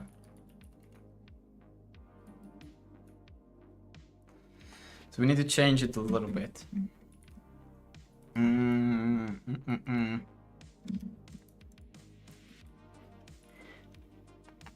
I have a wait for it set in NeoVim, so I don't have to memorize it. Lol. Oh, okay. But we can do this. I think we will change it so it will be position, the quad position, right? And we'll have, I think I do have a position 2D, and then we'll have size,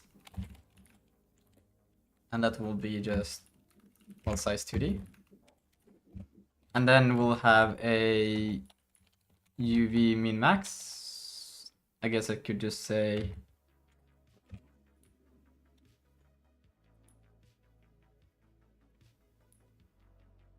this isn't just UV.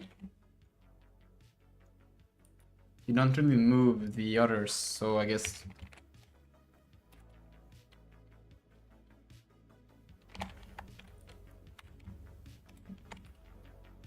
UV, and I will just do a temporary structure for this, and then I will just call X 32 and Y F32.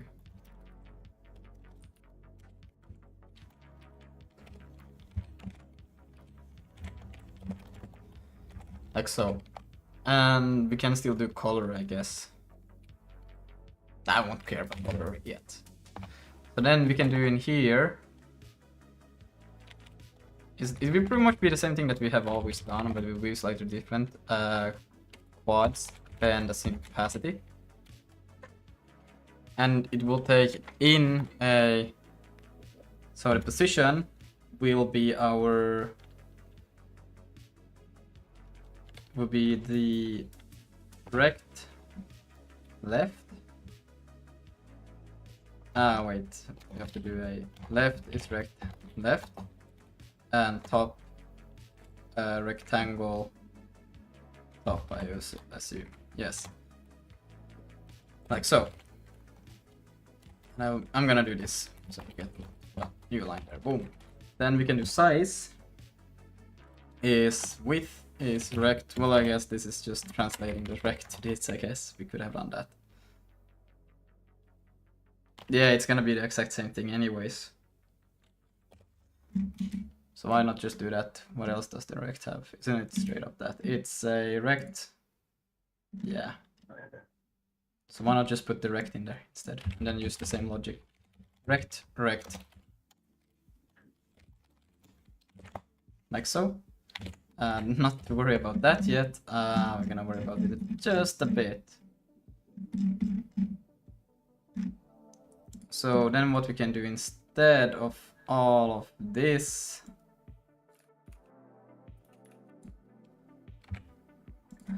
is that we would do a dot rect is equal to rect, and dot uv will become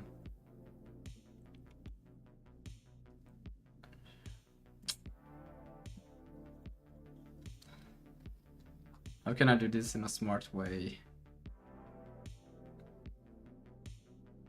I guess they should be actually called max and min. Well, for now we'll just do this. We are not really concerned about it too much.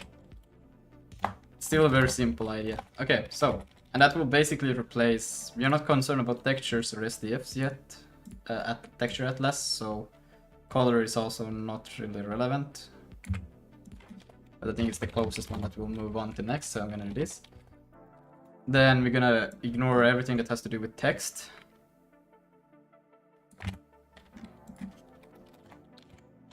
And that means we should have no calls for these things anyway, so we can comment them out. Okay, good. So now it will push those quads over. And what we want to do is we want to get the vertices now out of this thing. Or at least make the vertices.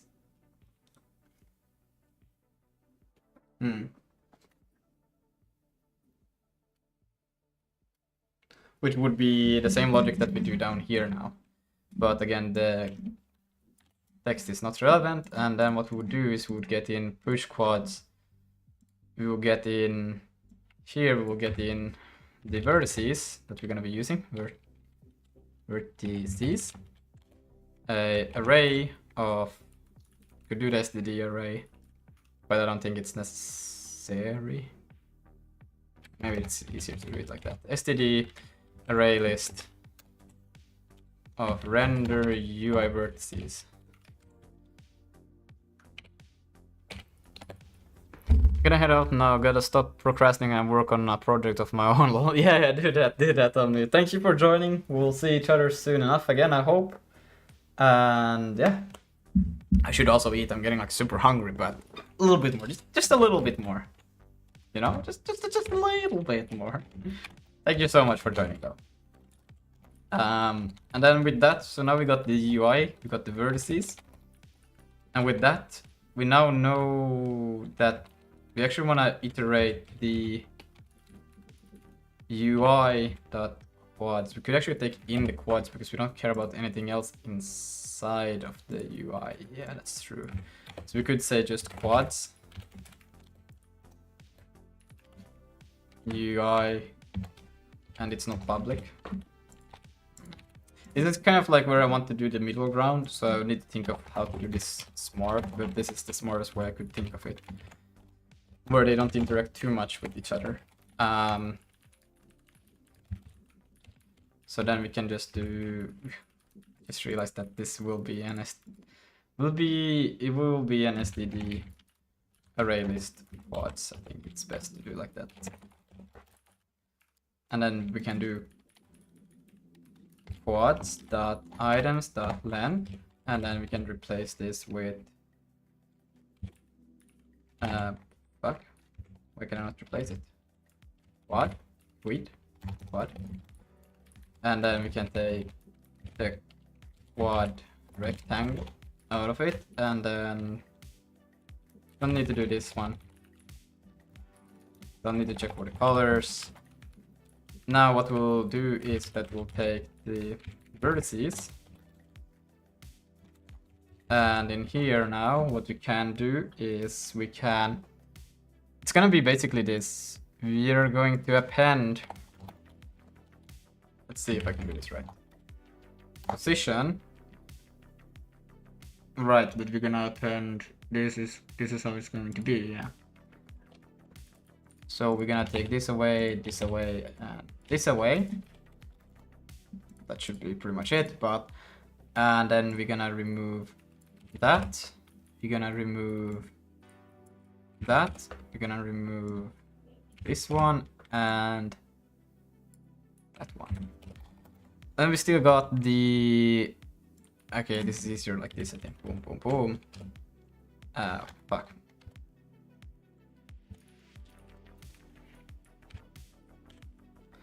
And let's see, I think I got it like that.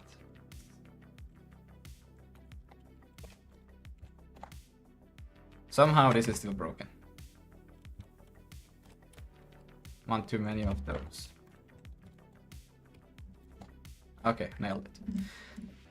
And we can remove that last one so it gets a little bit nicer. Maybe we can still do it a little bit nicer.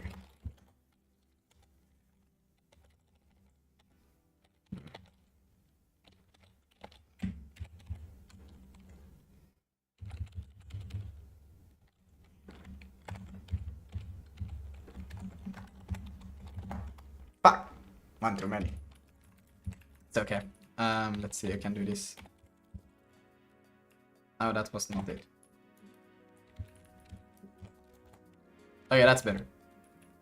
So this will append vertices to that. But this, yeah, I did vertices, right? Times 6, yeah. And then we don't care about colors. The UVs can stay as they are. Even though we passed them, we don't just use them right now, just for testing. Push quads. We'll take in the vertices and quads. What we'll call it?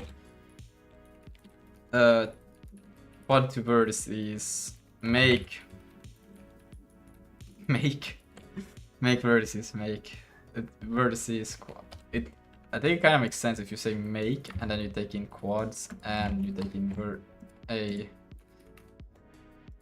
one of those, I think it would make sense. Would I want to do it in here maybe?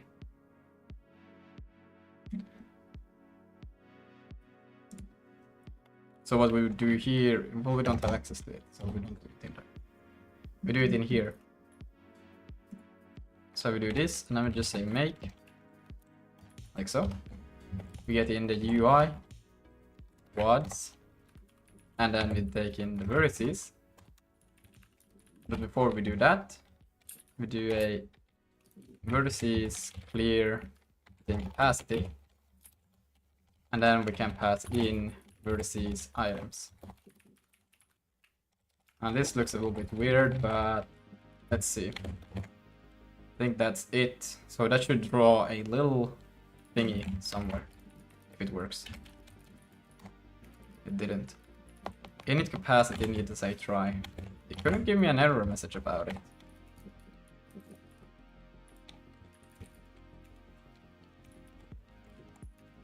Or like before I tried to save here. Let's see. Expected UI found. Needs to try. And it still doesn't give me it.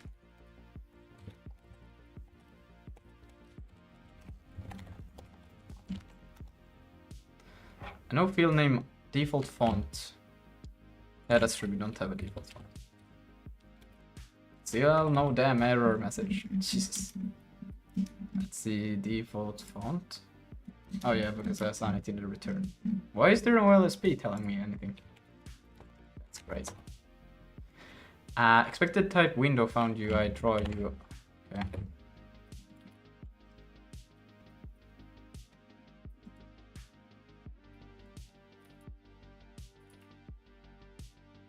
What? Draw UI expected window found window.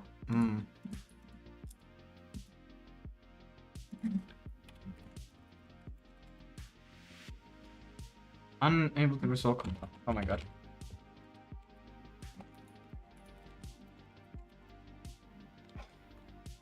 Found const UI. Right, we are gonna be manipulating it.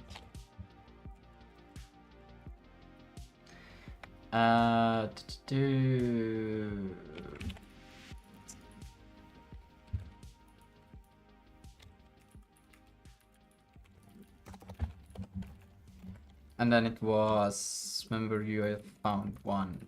Expected 2 armies found one start.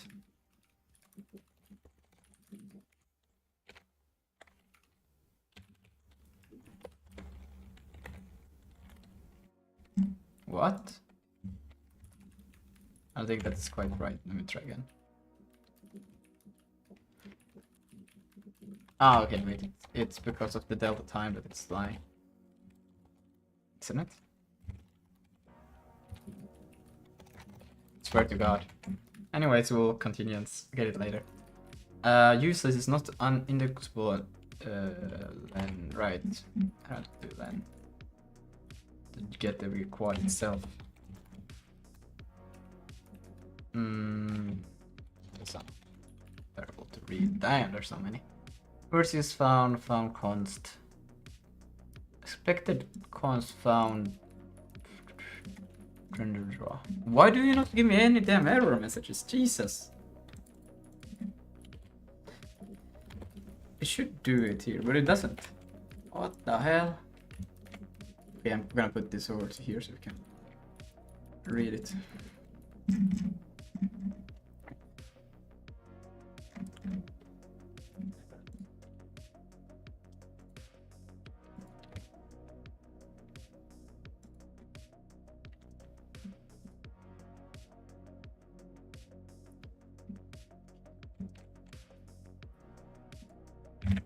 No, that's weird. That should be it.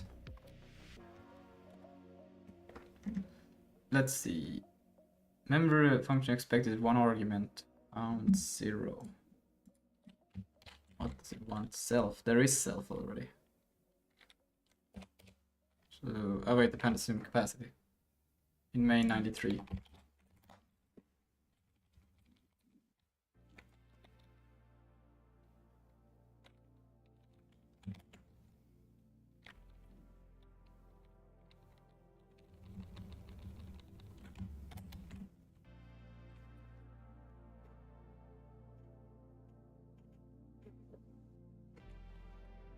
guess this is append many, not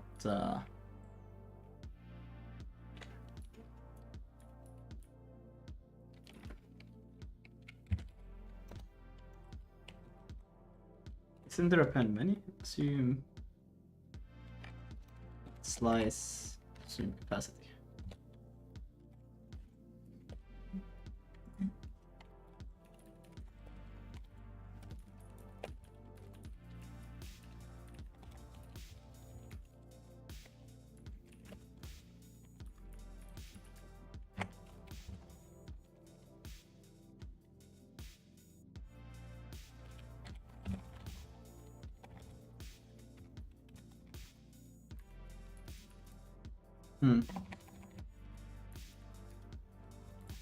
I mean, I guess I could do them one by one, but the append slice should work fine as well.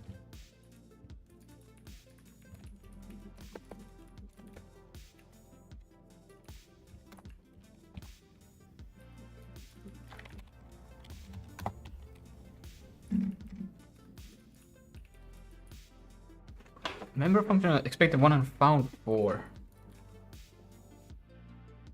Okay, and then if I do this, this should make it a...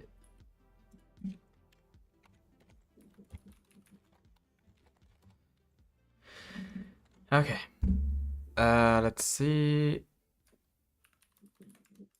Expected pointer found pointer const. Do I just remove this?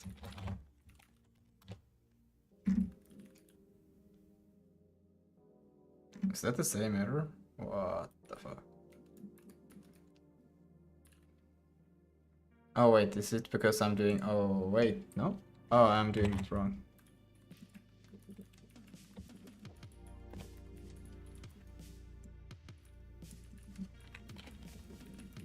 Yeah, that is the correct approach. Why is it then?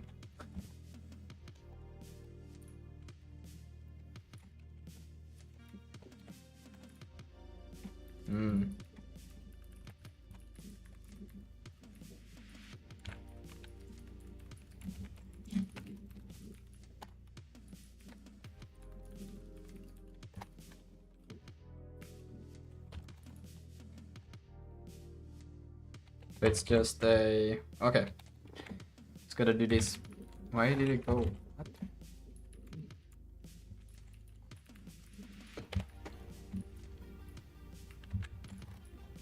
Why is it not working? Bruh, I didn't know I could do that.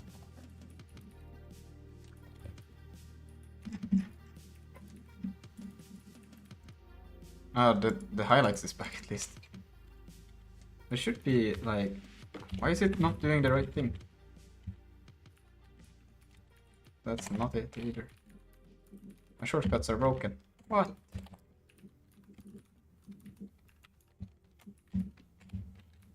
For real?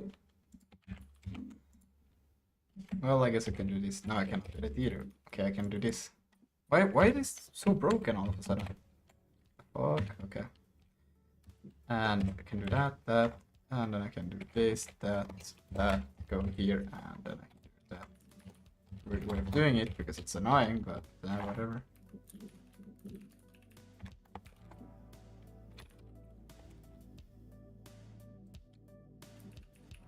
What the fuck?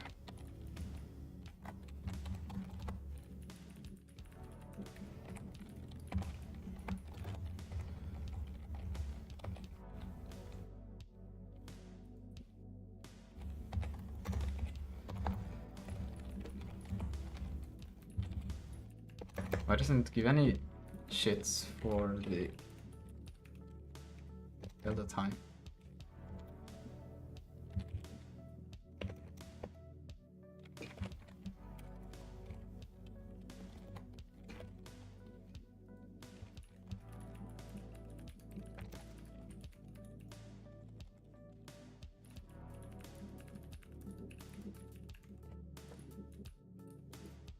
Most state and then delta time. That should just be one after the delta time. gonna do 0 because I don't really need it anywhere. But it's complaining about it. I can't. No LSP, no nothing, just bitching about it for no reason. Jesus. Okay. And this one doesn't help me either. Oh, okay, no LSP at all. That's freaking awesome. Freaking great, dude. Why?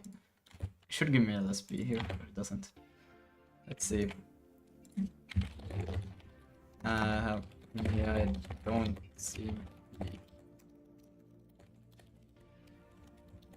LSP. Wait.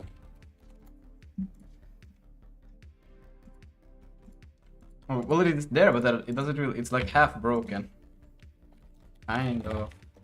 But it is half broken. Because I don't get anything when I type. It's just like, nope. You go. Good luck. You shouldn't do that. It should tell me that.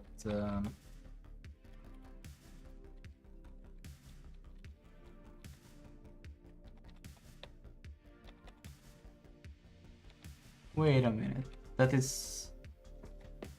Yeah. Okay. Wait. This should actually have another.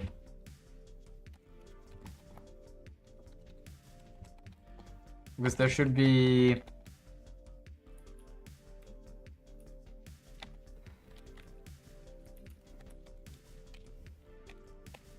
This is like the initial structure of it, right?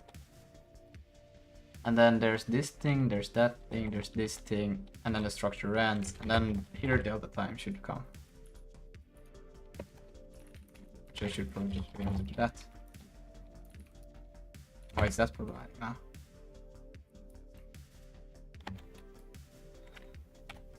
So what was the mouse?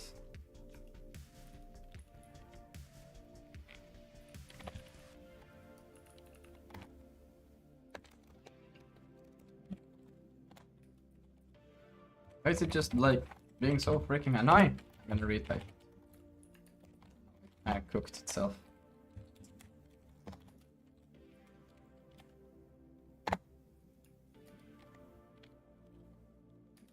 Mouse pause.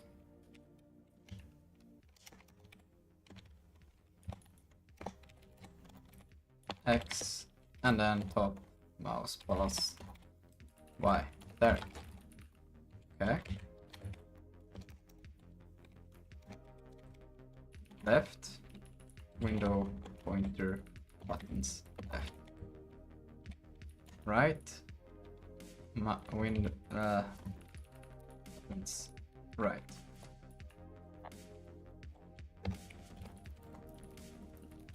Like so. Good. And now I can just do that, right? Okay.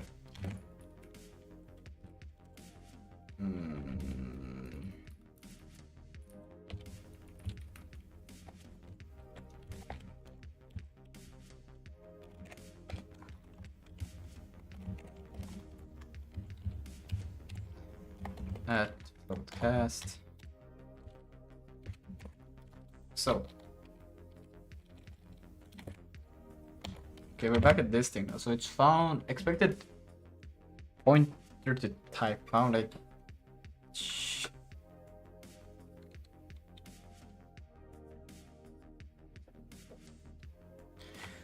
I mean, do I have to do every single one individually then? And assume capacity. That. And we would get rid of the what? Like so. And then we could do this. This is this I don't want to do.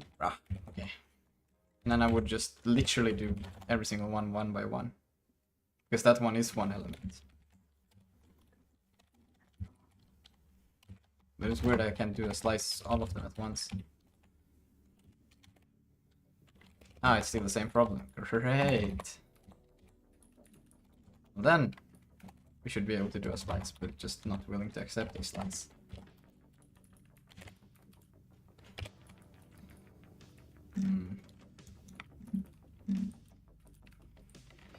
Let's see, we can do this. Why is this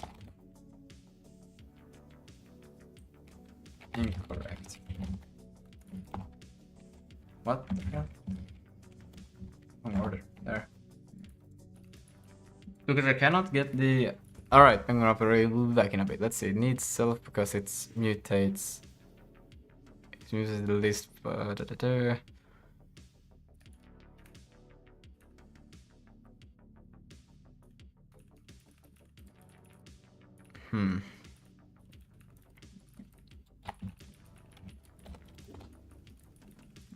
Ah, okay.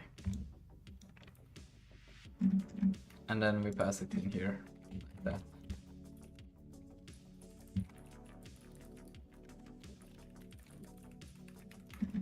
And render data you ever and address of a returns a pointer.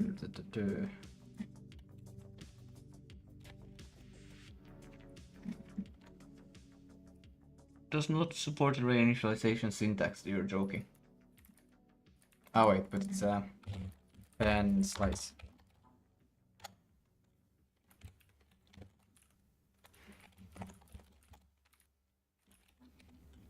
Why is that 3 found 2? Expect array 3 elements found 2. Right, you still need to do the... It's just 0 for that last component. So yeah, 0 is good.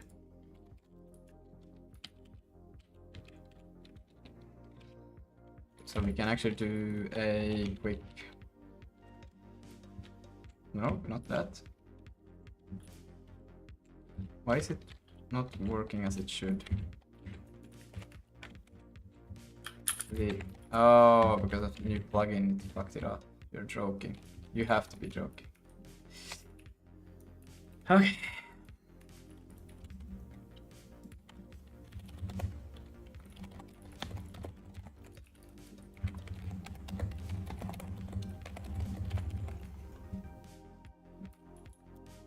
Then we'll have to do it manually real quick.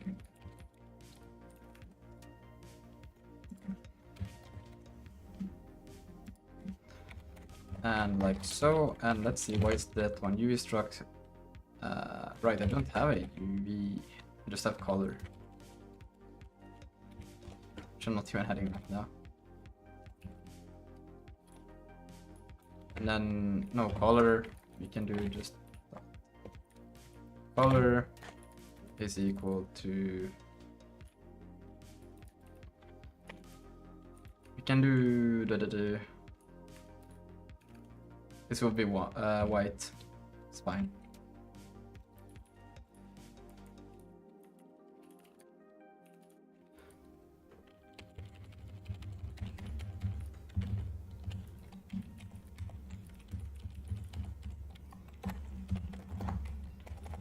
And that should be it. There we go. So now we can do a change real quick in here with this thing. Ah man, I hate that there's no hot reloading. So how am I supposed to change the layout without this? Anyways. What we can do now is that we can give this one name. And call it test. Test. Now it has a name. And then we can do it if UI hover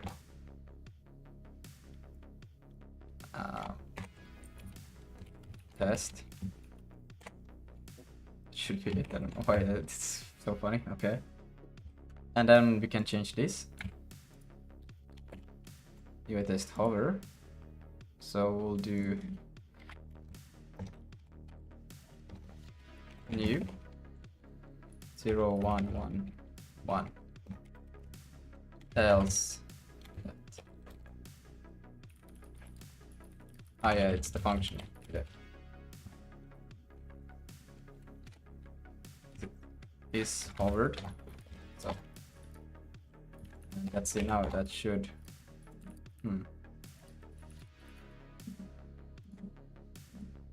well, there was it did say hover there, but couldn't do the logic.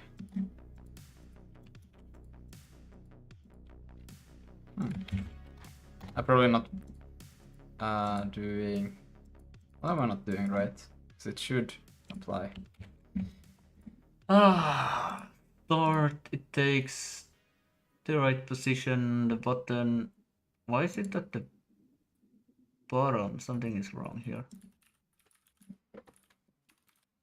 Because they should be at the top and 10 pixels, but it's... Oh, we don't have the view projection, so it actually draws it. So it might actually be... Wait, let me try this. So if I move it just above there, yeah. But it's still not being green. Oh, wait. No, wait, it should be... If it's hovered, it should be green and blue. Else it should be green. So it's yellow either way. Right. That makes sense.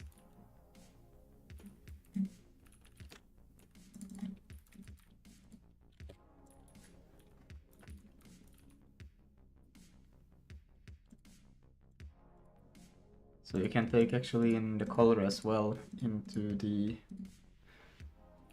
output. Load 3 color. Does it also have like an SV? Is it target or what do I want to put on it? Color, so float 4 color 0. Color. Is it not? Not the SV. Color 0.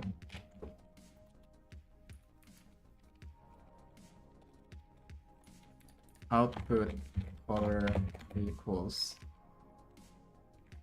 Could actually get the vertex store once.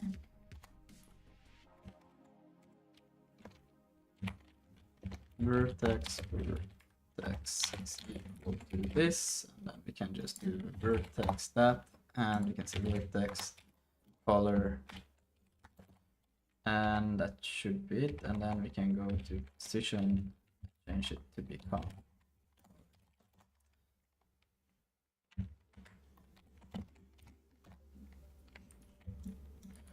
I'm missing a something somewhere, right?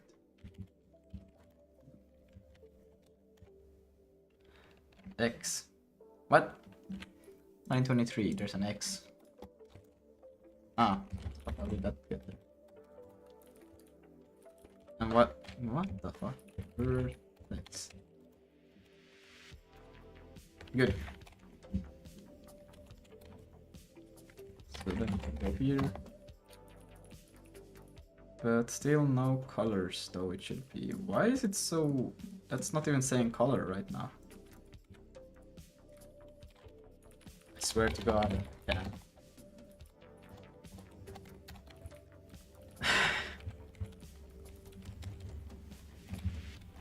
Color.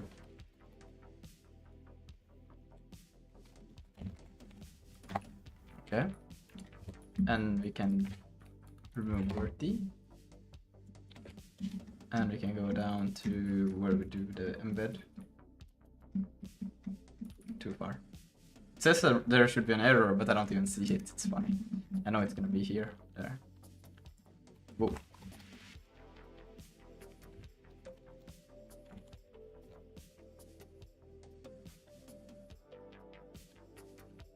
White. Name.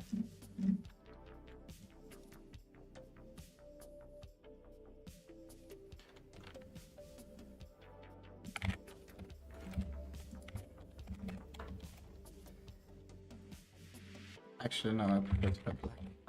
It's there. And then it goes through and then checks this. And then...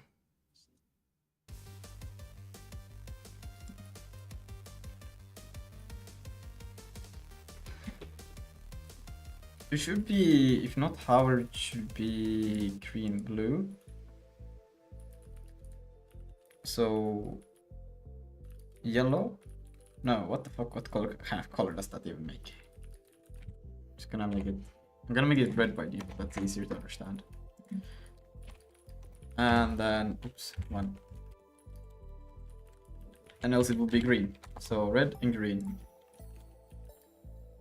But it's white all the time. Render doc would be so good here.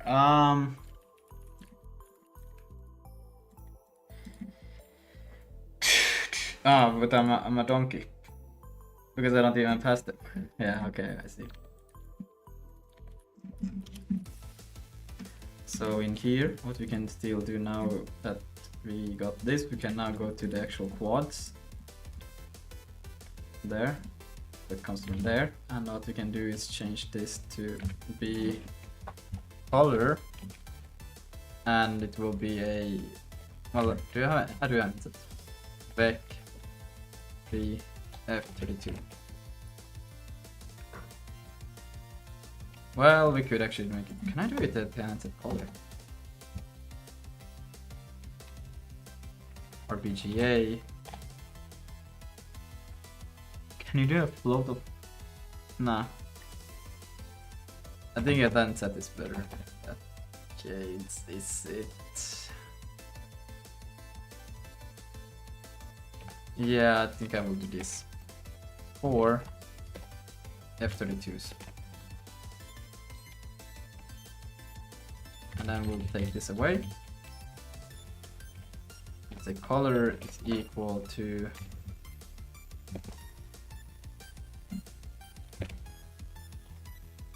colors.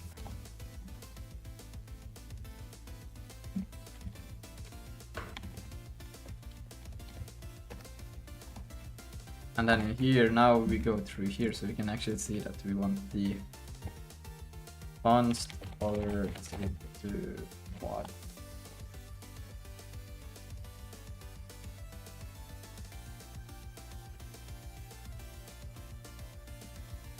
Why the fuck did you do that? You shouldn't do that. You should go through like that.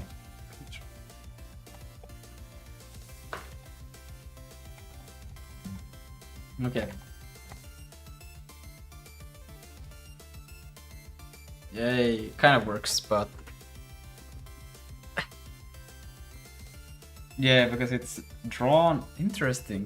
It shouldn't be. It should actually be at the top left. Well, I guess they should take from the center if there is nothing.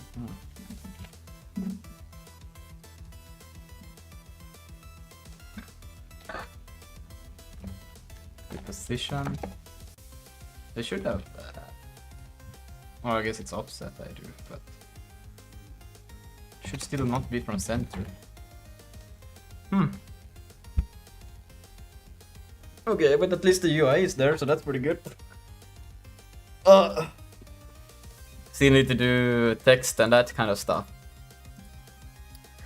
But yeah, I think that will be it. I'm gonna go eat, get some fresh air, and maybe be back for another stream later on today. But this will be it for today. I'm hungry as hell. Bye bye everyone. Tisha, if you want to say something. Sure. Bye. Bye. Bye. Let's see. Ah, man. I'm gonna quickly see if I could do a raid on. This so Twitch. handmade hero. Yeah, we will raid. Can I do this to raid a guy? No. I have to actually go through the streamer dashboard to do this. We are raiding. Don't worry, guys.